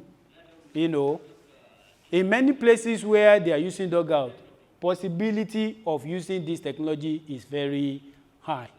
It's very high. Okay. So you can then do pumping from the tube well. Usually you put your petrol pump, 2 inches petrol pump, or you can use your submersible pump. My friend was talking about, I think he was talking about the possibility of solar pumping. So this is where you can put your solar pump. If it's secure, if it's safe, you can do we don't have time to begin to do calculation for 1 horsepower, but maybe 1, 2 panel, depending on the size of the panel, orientation and all that, you can install that and nobody will even know that you are pumping. You are doing your irrigation. Okay, these are technologies that are feasible, but you know, if you install solar-powered pump, you have to be sure that it's secured. You have to be sure that it's safe, that nobody will go overnight and take it away. Or you can design a system that is mobile. While the pump is there, you can carry your panel away and bring it. You know, but it will have been wonderful if it's a place where you can install, and anytime you come, you put on your solar pumping, and it is going. So look at how much drudgery that would take away from our farmers instead of using manual pumping. Okay? So now you can do all your connection, the normal pumping use. priming and the rest of them. And since this pump is now going to be working, lifting water from very shallow, maybe 6 meters, the suction is okay. The suction is okay. We are still going to go from here when we'll be talking about pumping. When we're talking about pumping. So this is a tube well. Very simple. All those materials that we mentioned, apart from the plastic pipe that we install, all other things that you listed are reusable. If a farmer has it, he can use it again and again for different fields. In fact, we have people that are doing it as business. Okay, so if it's in an environment, you may also consider training some people. Once you are able to do your calculation, your review, your assessment, and find out that, within this region, this thing is possible. You can train youths. We can train youths. We can support ourselves. And think going forward, maybe MBA also can give some support to different countries. And then we train youth entrepreneurs. It is part of what TAAT-PIDACC was doing. People who can provide that as a service. Simple as this thing look, we know it may not be all farmers that will be able to cash it. So what do? We can train youth, we can train youth entrepreneurs who will provide this as a service. They will have those materials, and farmers don't have to buy all those materials again. It will just come, this thing is feasible in your area. They will be more equipped, even in an assessment. And then they can come to your farm and say, yes, this thing is feasible here. We have done it in the 20 meters from here. We have done it 5 meters from here. We will do it for you. And they will charge a little, and that's it. So these are possibilities as we explore the use of this technology in our environment. In Nigeria, we always underplay the capacity, the wisdom, the science that's supposed to go into agriculture. People always think agriculture is Shebi is our father's work. Shebi we know it. And so, if I'm going to do irrigation for 1 hectare, from my knowledge, I know I need more water for 2 hectares than the water I will need for 1 hectare. By my knowledge, I can calculate. I can calculate to the last drop an estimate of the quantity of water I will need for 2 hectares, for maize, or for onion. I know that if I want to plant rice in the same place, even though it is CR4 crop, the sunlight is okay. But if I must plant rice in the same floodplain with tube well, I will need far more water than if I want to plant onion. Are we together? See, those complexities, we are not mentioning them before you say certain technology is not enough. What was the crop that person is using that tube well to grow? At what time? What area? What is the yield of that particular tube well? You understand? Okay? When we go into pumping, we'll still do a little of that information. But all these information are very important when it comes to irrigation. So, if a farmer comes to you, you start from the assessment of water that is available. What crop does he want to grow? Or what crop are you recommending based on water that is available and the environment at that time? Now, even if that field can sustain rice, should he plant rice? Knowing fully well that rice will need more water. Okay? What he has, can he sustain rice? Even if he says, rice is, one module is so, yeah, it's selling. My friend, Alaji, you don't have enough water to grow rice. Simple. Do you understand that? So, as part of this assessment, we are talking about small odor. We are talking about quantity of water that may not be for large production. Okay? Now, in many places, if you go deeper, if you go 80 meters, if you go more, you may get to very big aquifer. But can farmers afford that? Can farmers afford it? So we are saying, not in every place, again, they have to emphasize that. Yes, this technology is not feasible in every place. It's not. But there are many places where it is feasible and can change the production, but they are not using it. That's the point we are making. That if we know what we are proposing, we can change the production environment by appropriately using it. And I've given instances. And the testimonies are here. So, even in Cameroon, the question is, okay, if you use tube well in places where it may be feasible, where there's shallow, it's just a semantics, whether you call it well, and then the technology is called tube well anyway. When it says it's not really well, that's not, we are not in hydrogeological class. But the point is, if you use this technology and you can go up to 12 meters, you can go up to 10 meters. In places where it's feasible, you bring up water. What you use that water for is another thing. What you use that water for is another thing. The size of what you can do is another thing. So, but for you to be able to match the size with the capacity of your well, you need a little more, how will I put it, science. Some little calculation. Just some little calculation. We will attempt some. We will attempt some, not very complex. So that I can say, if a farmer wants to do this, and he's saying, this is my water source, I can say, oh, God, sorry, you won't be able to. Why don't you do half that, and you'll be fine? Because of what use is, you grow 5 hectares of onion, and at the peak, when it is, the bulb is forming, you don't have water again. So that's small calculation, part of water management that we need. And I like us to take with us as we go home. Some of us that are in position of authority, some of us that are aspiring to. Let us put the right people in right places. People that have the right knowledge, or people that are properly trained. I'm talking this way because I started as an agric engineer. I have masters, I've got PhD. I've put in 20 years. So I know what I'm talking about. But there are people like myself in our system. We put them in one corner. So when key decisions are made about projects, they don't have a mouth. So things may now be challenging. We will then conclude they brought one bad technology to us. I've never been to Burma or Sikasso before.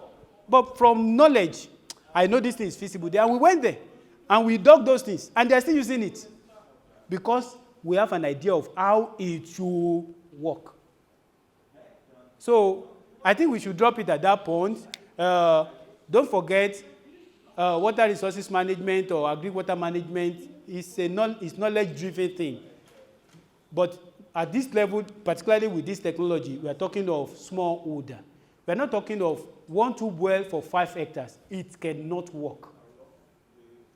You can, maybe the final part of this presentation is, before the maintenance, I won't spend time on that. Before the maintenance is pump testing. Where do we have the pump testing? Okay. Anyway, pump testing is, now you have dug your well, put the pump, and put it in a bucket. Take your stopwatch. Okay? Start the pump, put the hose in a bucket, and see how many minutes it takes to fill 20 liters of bucket. Okay? If it takes 5 minutes, are we together? If it takes 5 minutes to fill 20 liters of bucket, 20 liters divided by 5, what is that? Huh? 4 liters per minute. So, 4 liters. Did I say 20 minutes? You should fill a bucket of water. It should not be 20 minutes is not reasonable. But even this to 20 minutes, it means it is 4 liters per minute. Is that a very high discharge? That's a very low discharge. Extremely low discharge. That means that water is coming little like this. But supposing you have 4 liters per second. Every second, you have a gallon. Every second, you have 2 gallons. 8 liters per second. That's a lot of water. That's a lot of water. Or in some places, you can even have 15 liters of water every second. The water is just gushing out. Boom, boom. So all of that gives you an idea of what quantity of land you can cultivate. Are we together? Uh-huh. So when you have dug your well, you do pump test. The pump test, we don't want to make it complex. Just take a bucket of water, 20 liters, and pump into it, starting from 0 time, and see how many minutes or how many seconds. Divide the quantity of water by the time. You have a liter per second or whatever. That gives you the quantity of water. Again, if you use it this year, you have an idea of when you begin to have low. It tells you when you can begin to start your farm. Even for surface water, from dams, what happened? At the peak of dry season, what happened? The water has gone down. So what do? If the evaporation is too high by March or by April, we encourage farmers to start their cultivation maybe by September.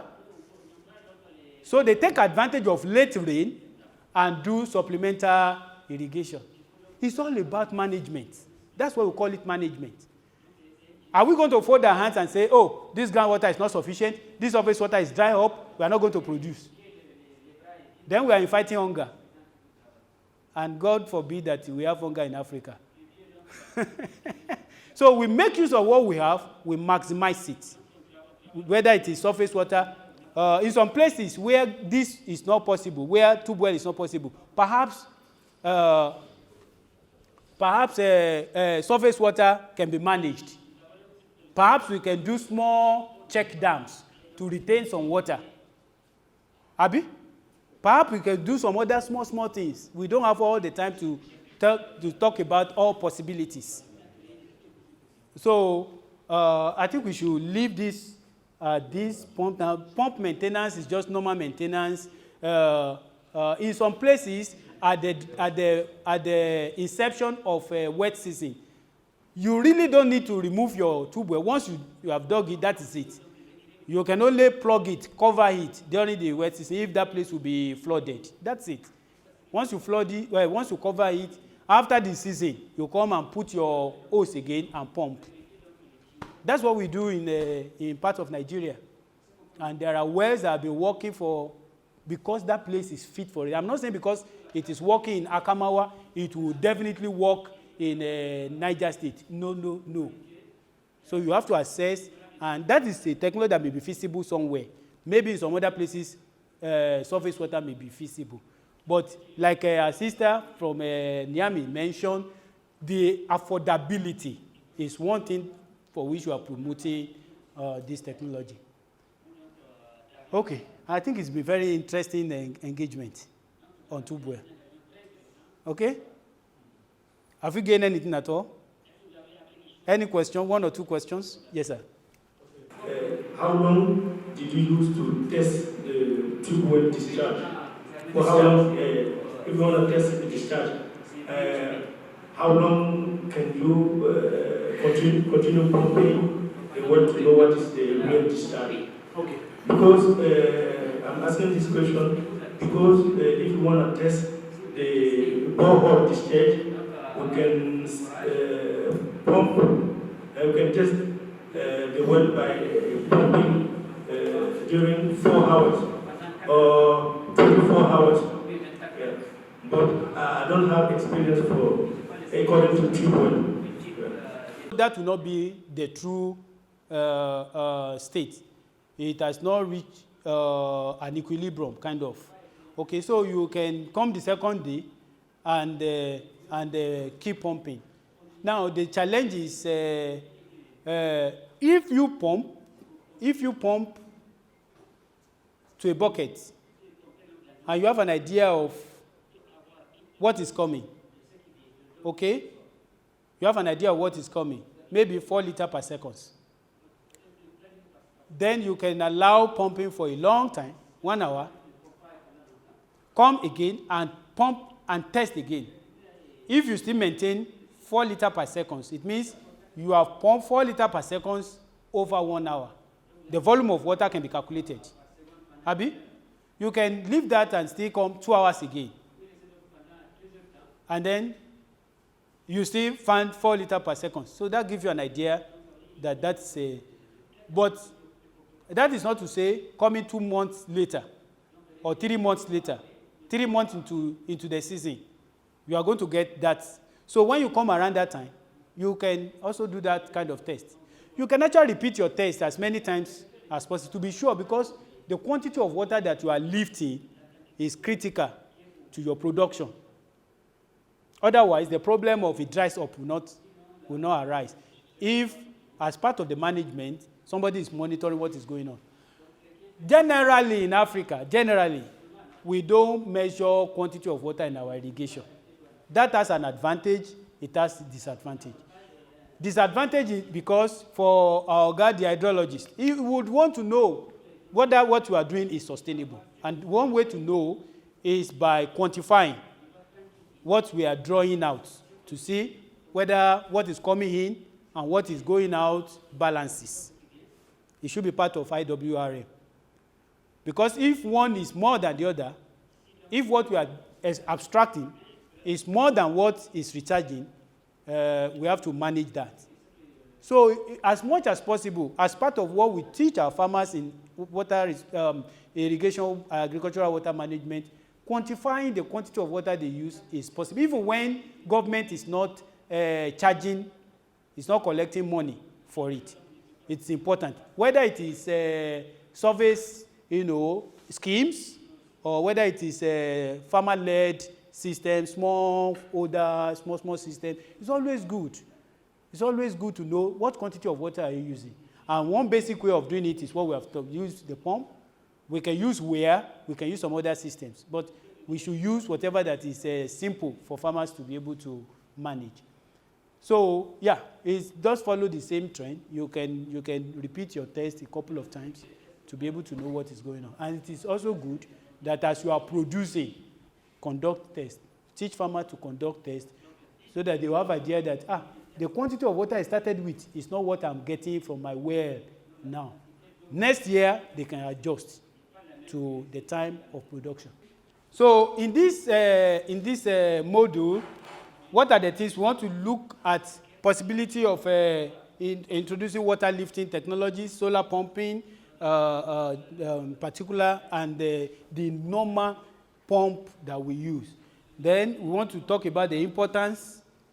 We want to talk about the basic feature of motorized and solar pumps and all of that. You will see again, all of these have been introduced well in the curriculum. And then you have a Memo. Just like what we have concluded, you have a Memo that gives a summary of all that we have done. We have a poster. We have, what again? The curriculum and the technical guide itself. Okay. So again, what are the methods we are going to use? Group discussion, sharing experience, picture of the field, training charts, all such things. All such things will be needed. Is there anybody here, with due respect and apology, please, that you when you say water pump, you have not seen one?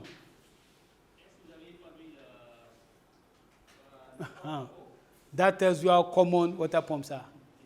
When we say solar pumping, essentially we are talking of using solar energy to drive a pump. It's actually an electrical system. Okay? You use solar energy. You use the power of the sun converted to electrical energy to drive a pump. That's all about solar pumping. It is not that when you say solar pumping, it's about using energy of the sun to drive a pump. That pump now can be alternating current pump or a direct current pump. Electrical energy is either in direct current or alternating current. Okay. So solar pumping is gaining ground, and it is what we call is part of alternative energy solutions. It is good. There's no doubt about it. In my house in Nigeria, I'm not on grid. I don't have any problem of NEPA or government source of power. I have nothing to do with them. I have a panel on my house that drives everything we use in my flat. So, but the question is about the initial fund to be able to acquire. It is the future. It is something that we should promote. And we have just come out of a discussion on tube well, and we've seen that we can use solar pumping system, using solar energy to power a pump in our tube well. Okay, so essentially, that's it. This discussion today will not go into the deep design of solar pump system. We are not going into that. We just mentioned that we can actually power our pump either using solar energy or using fuel, petrol, diesel, or gas. Okay? So that's, if you are conducting this teaching also, start from introduction. Let people mention their experiences. It's very important. Let people mention. Solar pumping for some people is like, how does it work? So let people mention. So you may use that opportunity to explain a little more about these two types of pumping. It is the most feasible in our agricultural system. Either we use solar pumping system or we use fuel-powered system. Okay? So that is activity 1. You want to try to introduce pumping. So pumping is all about using mechanical device powered either by electrical energy or mechanical energy, treadle, to lift water. Any irrigation system has something to do with water movement. Every irrigation system has something to do with water movement. Whether we are going to succeed in our irrigation system as we introduce to the farmer, it starts from where our water is coming from and what does it take to move or to lift that water. For example, if we create a barrage, if we create a dam, what are we doing? We are trying to raise the water to a point that it can flow down, or we have a sluice gate somewhere under the dam where water can go out into a canal. What energy are we using to move water in that instance? Gravity. Okay? We allow water to rise, and then it flows under the influence of the elevation. We call it edge, and it goes into canal that have been created for water to go into the farm, and we use that energy of gravity to distribute water. So you may see your scheme, in your irrigation scheme, there is no pumping. Maybe because you have created a dam and the water has risen and you allow it to go out, you divert, water diversion. There are many types of such. Okay, that is one. Also, you can actually have in your scheme pumping system where you actually put one massive pump to take water from your river into your scheme. That is not what we are discussing here. That is large-scale systems. That is government-driven. That is NGO-driven. That is commercial agriculture-driven. That's not what we are talking about here. Are we together? What we are talking here is smallholder pumping. Farmer-led irrigation system pumping, where a farmer has that small pump, maybe up to 10 horsepower, 4 inches, 3 inches diameter, 2 inches diameter, that he can use to pump his water either from, most essentially, from surface irrigation, surface water sources into his field. Okay? So you see, essentially, That's your pump. And this is the water source. This is the water source. You see, this is what is called suction.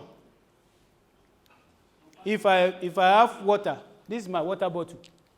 I have the option of doing this, but I have the option of using a straw. You know straw? Straw. I can put straw in this bottle and suck water. Okay? If my bottle is this big, from the floor to my mouth, my bottle, this bottle is so long from my mouth here to the floor. And the water is down there. The water is so low. And I want to suck. It will be very easy. Will it be very easy? Will it be very easy? Everybody, let us answer together. Will it be very easy? My water is sitting down there. Look at the water. It's so small. And my pipe or my keg reaches my mouth.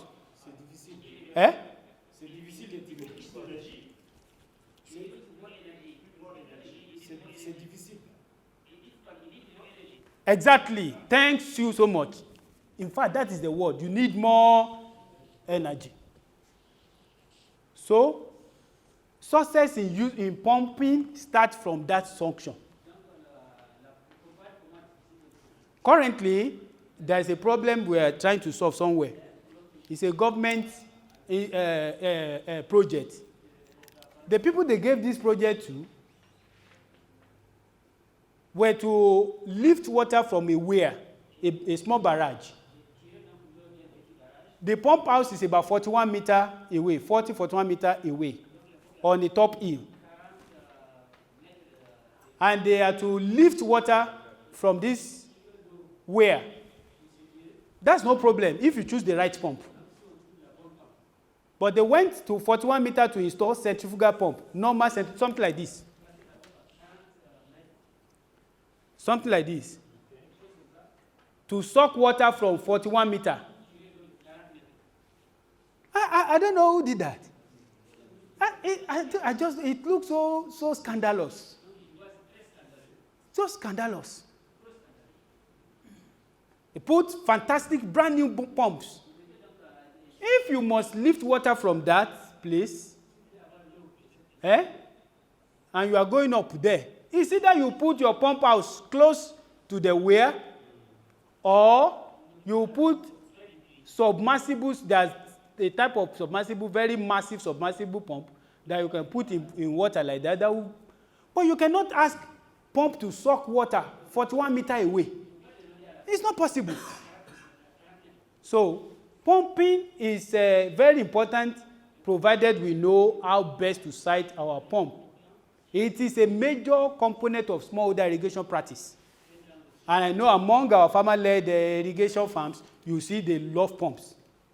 And research has shown that pump revolutionized production in many places, in Burkina, in Mali, in Nigeria, along our Sahel environment.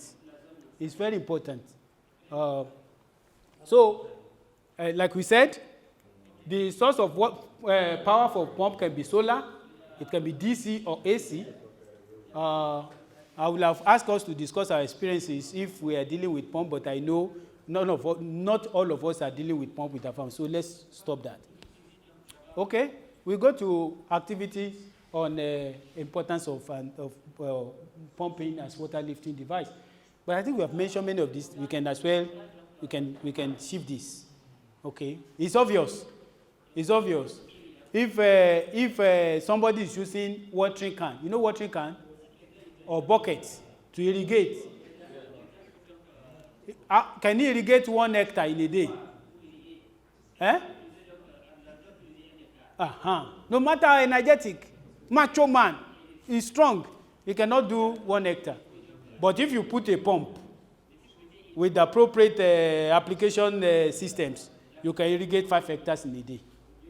So pump enable us to irrigate, to move more water, to move water over a height.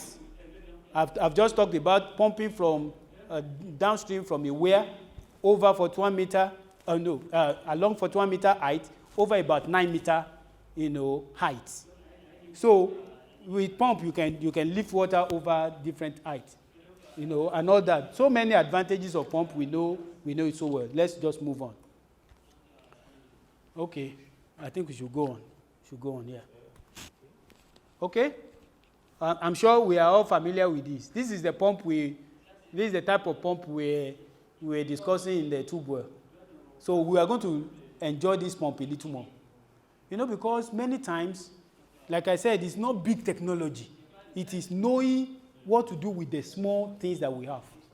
This pump is powerful. It comes in different, the Chinese, the Japanese. Maybe one day we'll produce our own from Africa.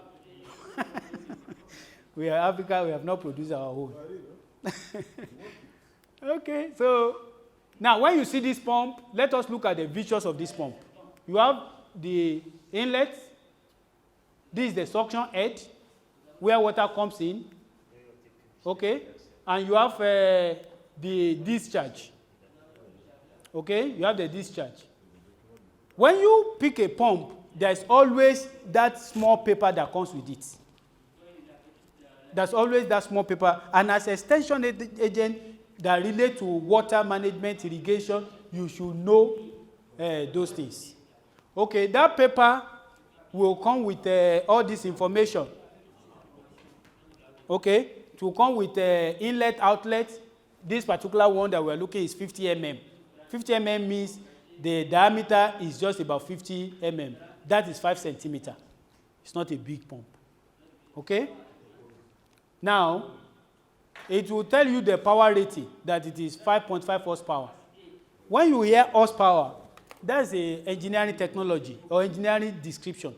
It means that that equipment has the power of averagely 5 horses. It's as simple in basic. So what, can you compare what 5 horses will do with what 1 man can do? Okay, so that's the rough estimate. So this pump, small as it is, if 5 horses were to be working in 1 hour, this pump will do exactly what they would do in 1 hour. So you see how powerful it is. What does that supposed to mean?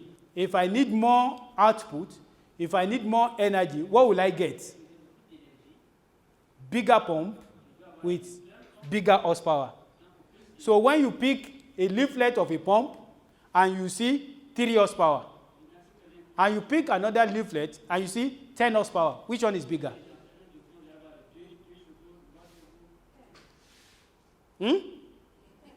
10 horsepower.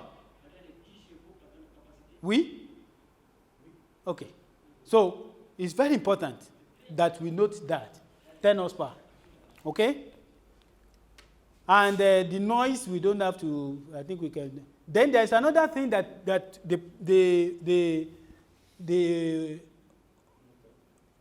that will come on in the leaflet of your pump. And that has to do with head. You see this head? This is a measure of pressure. That means this pump can generate up to 3 bar. But you can open another pump, you can put it there 60 meter. That's just roughly speaking. I don't want to go into serious engineering. But once you read this, if somebody says, what is the pressure of this pump? Once you see 30 meter, it tells you around 3 bar. If you see 60 meter, it tells you it can give 6 bar of pressure. There are other ways we can describe pressure, but let's just put it at 6 bar, 3 bar. You have had bar before. We can talk of PSI, but let's just put it at bar. Okay? Now, again, the pump has the tank capacity of 3.6 liter. Why is this important? Why is this important? Reservoir of fuel. It gives you an idea of how much fuel you need to keep. Because if you are working and you don't have maybe 6 liters or extra fuel, depending on what this pump uses per hour, you just find out that you have run out of fuel, you will now be sending Sikiru to go and get more fuel. Because if you had planned well, you have enough fuel for what you need to do, if you know your pump. Somebody will look at it, why are we discussing all this? These are basic knowledge with which you can maximize your pump. Okay? So the pump has 3 bar. The suction head is 8 meters. What is suction head? That description I made before. This pump will not be able to suck water if where it's sucking water from is more than 8 meters. Do we understand? Okay? It will not be able to pump once it is more than 8 meters. It won't be able to pump. It is better when you see suction head in your pump to make it like 6 meters. So your water must not be too far. Because you can go to a farm, extension specialist, and then, hey, this is my pump, I just bought it, it's not working. Why is it not working? It may just be suction. It may just be suction. It may just be that the suction is not even properly fixed. And it may just be that the water source is too far. Basic things. Okay? Now, this is another very important information. You know, the other time we were talking about the quantity of water that you want to take from your well. This pump tells us that this pump has capacity of taking 35 meter cube of water every hour. What is 35 meter cube of water? 35 meter cube of water in liters is 35,000 liters of water every hour.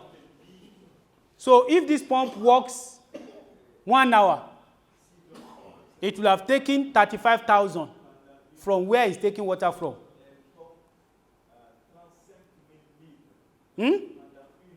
So the question is, can your well provide 35,000 quantity of water in 1 hour? Can your well produce that? Can your river produce that?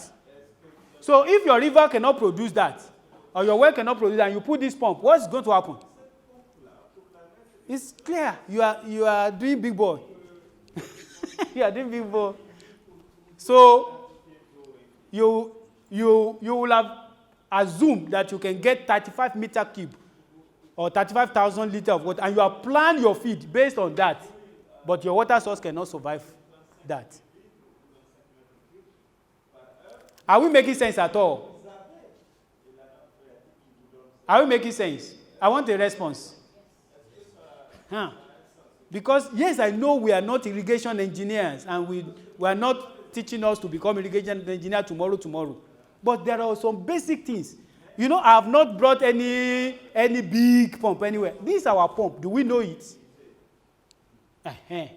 And this is 5.5. There are surface pumps small like this that is 8 horsepower. So when you see 8 horsepower, what's going to happen? It's going to discharge more water. It's going to discharge more water per hour. So if I have very big water source, I can as well put in a bigger pump and irrigate more area. Okay. So now, if you are going to, that is a fuel pump, it could be diesel. That was the first one we look at. Could be diesel, could be petrol. But supposing we want to look at a solar pump, usually I won't encourage us to look at solar pump that is beyond 2 horsepower for smallholder irrigation. Because the power generation, the panel, how to harness sunlight to be able to make up for more than 2 horsepower will be challenging. So, but there are small pumps like Kickstart. I don't know how many of us. Kickstart worked extensively in Mali. I think part of Nigeria also. It was a project. You know, IMI was involved at the time. Okay. Kickstart. There's also Lawrence. Lawrence is a German brand of yellow pump. They are solar pump. They've been done in such a way that a farmer just buy them, attach 1 or 2 panels, and it's fine. It doesn't need any extensive calculation. It doesn't need any service provider to come and help couple such things together. So this type of pumps can be useful. But if you want to do something beyond 2 horsepower, it's either it's DC, direct current, or AC. You will need solar panel, cable, suction. All those things will have to be put together, okay? And they may come at a bigger cost, okay? But essentially, you can also use solar pump. I have explained what solar pumping means. Pumps that works with energy, electrical energy derived from sunlight. Okay, you can also use that in our agriculture. Okay. Now, so this one has to do with matching water sources with pump. We hinted at that before. Matching water sources with pump. Matching water sources with pump. Especially groundwater or even surface water.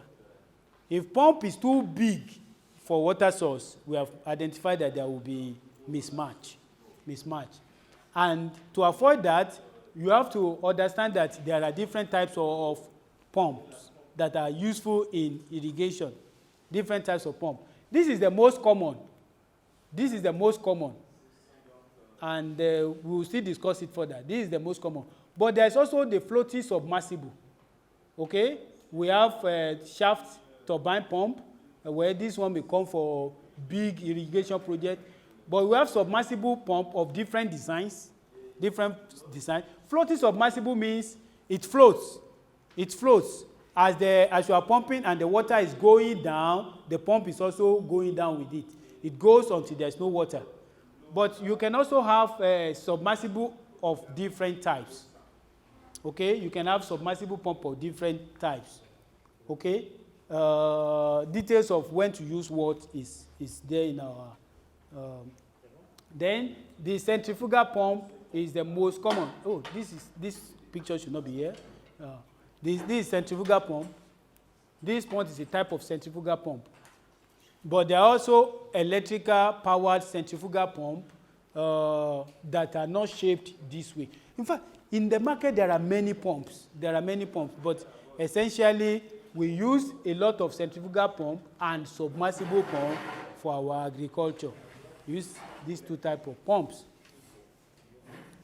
Okay, so why are we discussing this?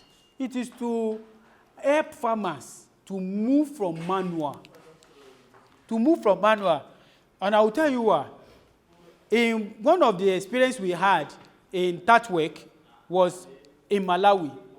In Malawi, this particular farmer that we were working with, the task we had from the clearinghouse and from TAAT was to help Malawian farmers, especially orange flesh sweet potato farmers, overcome the problem of vine. During dry season, they don't have access to water, and the vines that they keep in their nursery will go off. It will dry up. So what do they normally do? They use watering can to salvage as many in their field. So, but with watering can, with bucket, how many acres can they cover? Okay? So, the simple thing that could have helped them is not the water. They have the water source. This particular farmer even has a pond that he harvested water into that pond. So water is available for him. There's also a river by his feet. But he never thought of using a pump. So sometimes the mere mentioning or helping farmers to move from their thinking to see, look, you can do a pump. You can use a pump to go a long way. And using a pump and using it in a correct way.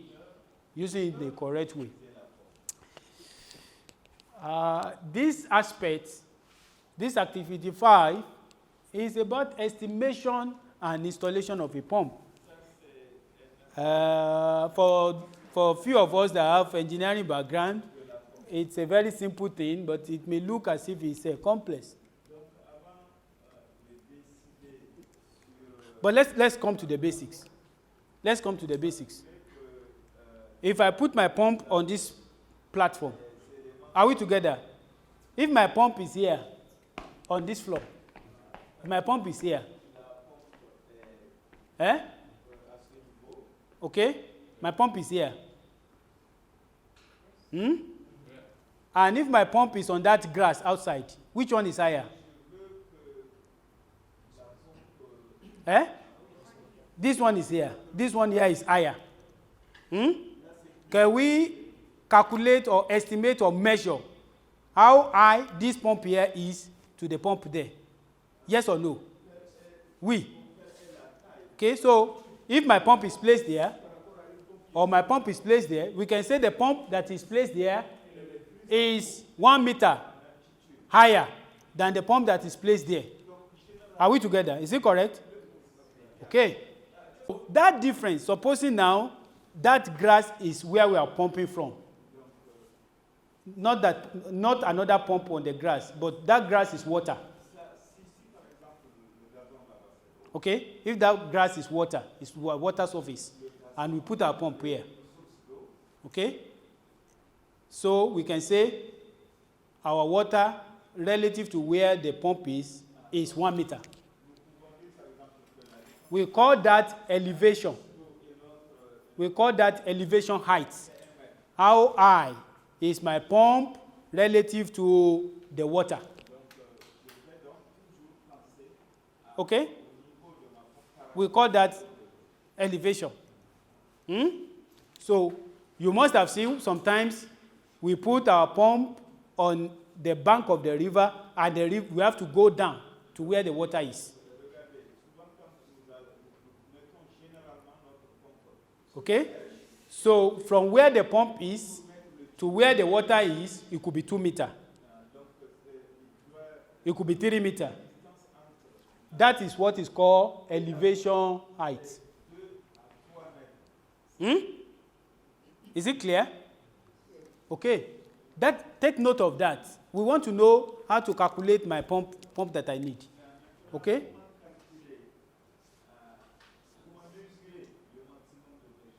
Okay. So now look at it again. The pump, all right, may have to suck water from a place. And we have said that for some pump, you will see it on the paper. It may be 8 meters, it may be 6 meters. Take note of that. It is called suction head. We talked about elevation head, talk about suction head. And then, what do I want to use this pump to do? Is it just to push water from this point to the gate on a surface ground? Or I want to pump from this point to my tank? Okay?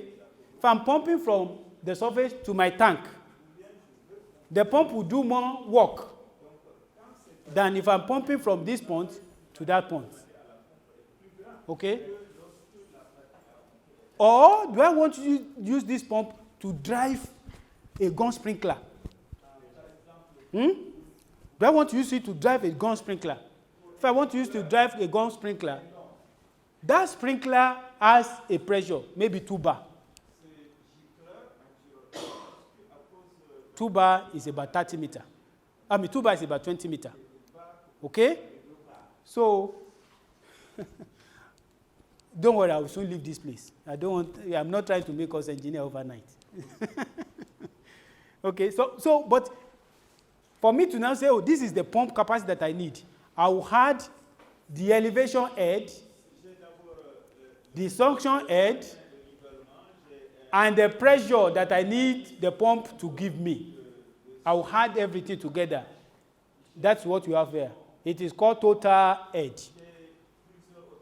This is how we get this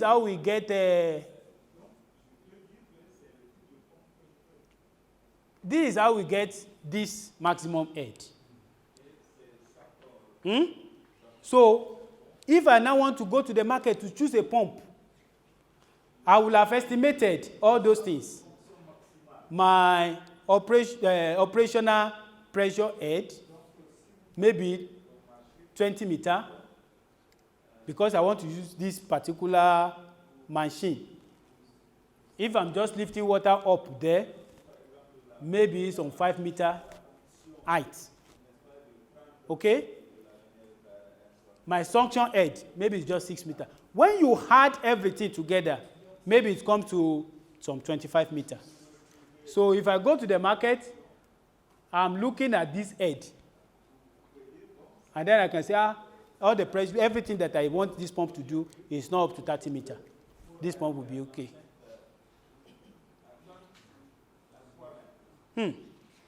Sound complex, but it's not complex at all. Okay? This is the reason. Sometimes a farmer has his farm a bit on the hill. He is pumping water from 50 meter away. Okay? He is pumping water from 50 meter away. And when he pumps water to that hill, he will still want to use sprinkler. Then he goes to the farm, he goes to the market and pick and says, oh, this is my money, the money on me can only afford the 5 horsepower pump. What he will want that pump to do is bigger than his pocket. So, and if he doesn't do all this calculation very well, he will buy a pump that will not be able to do what he wants to do in the farm. And then he will come to you. He will come to the extension agent. He may not have access to an engineer. You just visit. Maybe you visit for rice. The rice you gave him to say, Oga, how is the rice doing? Is he fine? Is the variety doing fine? Or the technology that you taught him about microdosing? Is he fine? Then he say, it's fine, but my pump is not working. If you have knowledge of the pump capacity, you just go and read and say, 30 meter head. Where is your water source? Our guy is down there. What is the distance from that place? You can even pace it. Bam, bam, bam. You measure. And you look at the head. You yourself can estimate. I'm suspecting this your pump has no capacity for what you're asking it to do. Say, hey, but it's one Mukaila that said I should buy that pump. Say, oh God, Mukaila didn't do calculation very well. Though. It may just be changing that pump that will help to solve his problem. So that's why we are talking about this. It's not because pumping is anything that is new.